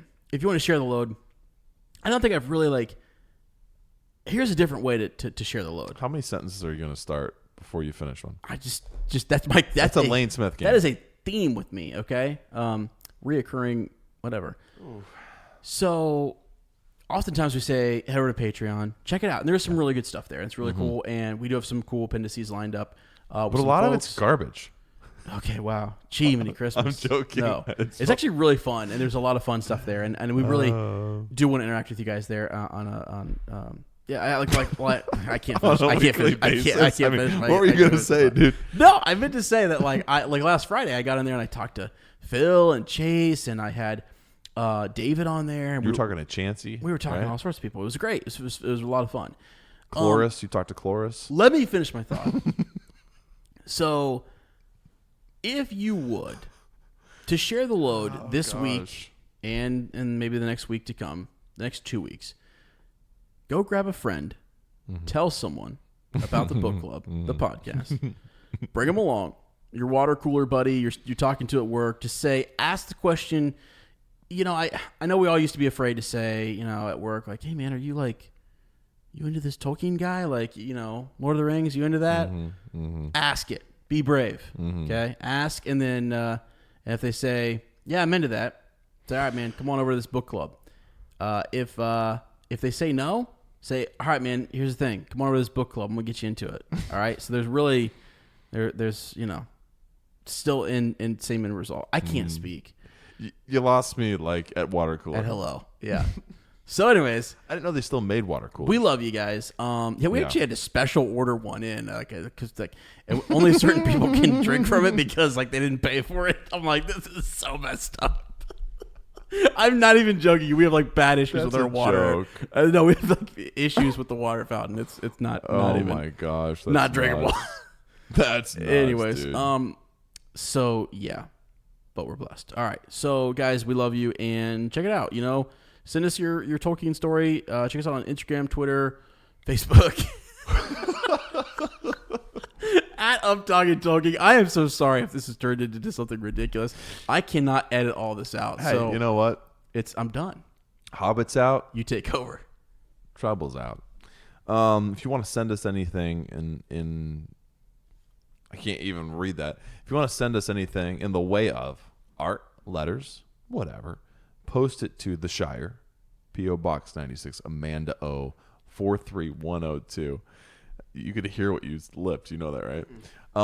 I recently was able to catch up on, I mean, you guys have sent us amazing stuff, but Instagram, I just posted some pictures of the wonderful gifts we've received recently. I try to, anything that you send us, I try to make sure that we showcase that because it means a lot to us. Try to get it up, yeah.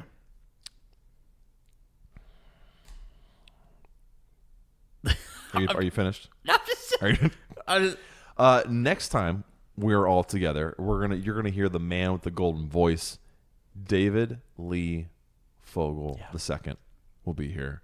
I don't know if he's the second, but Aragorn was. He's probably the fourth or fifth. We don't know. Yeah, maybe.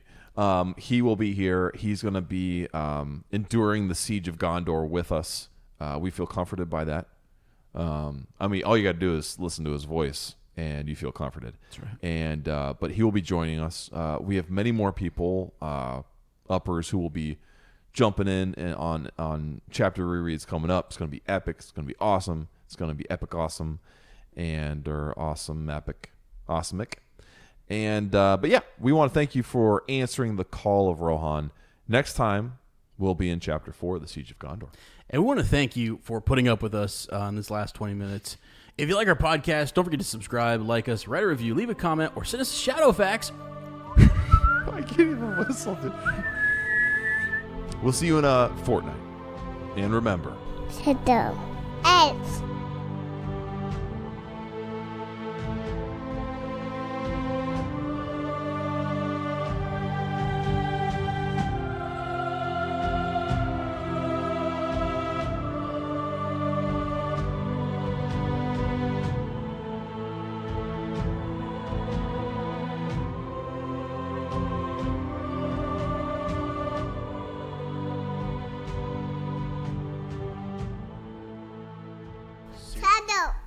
Shadow. I'll say easy.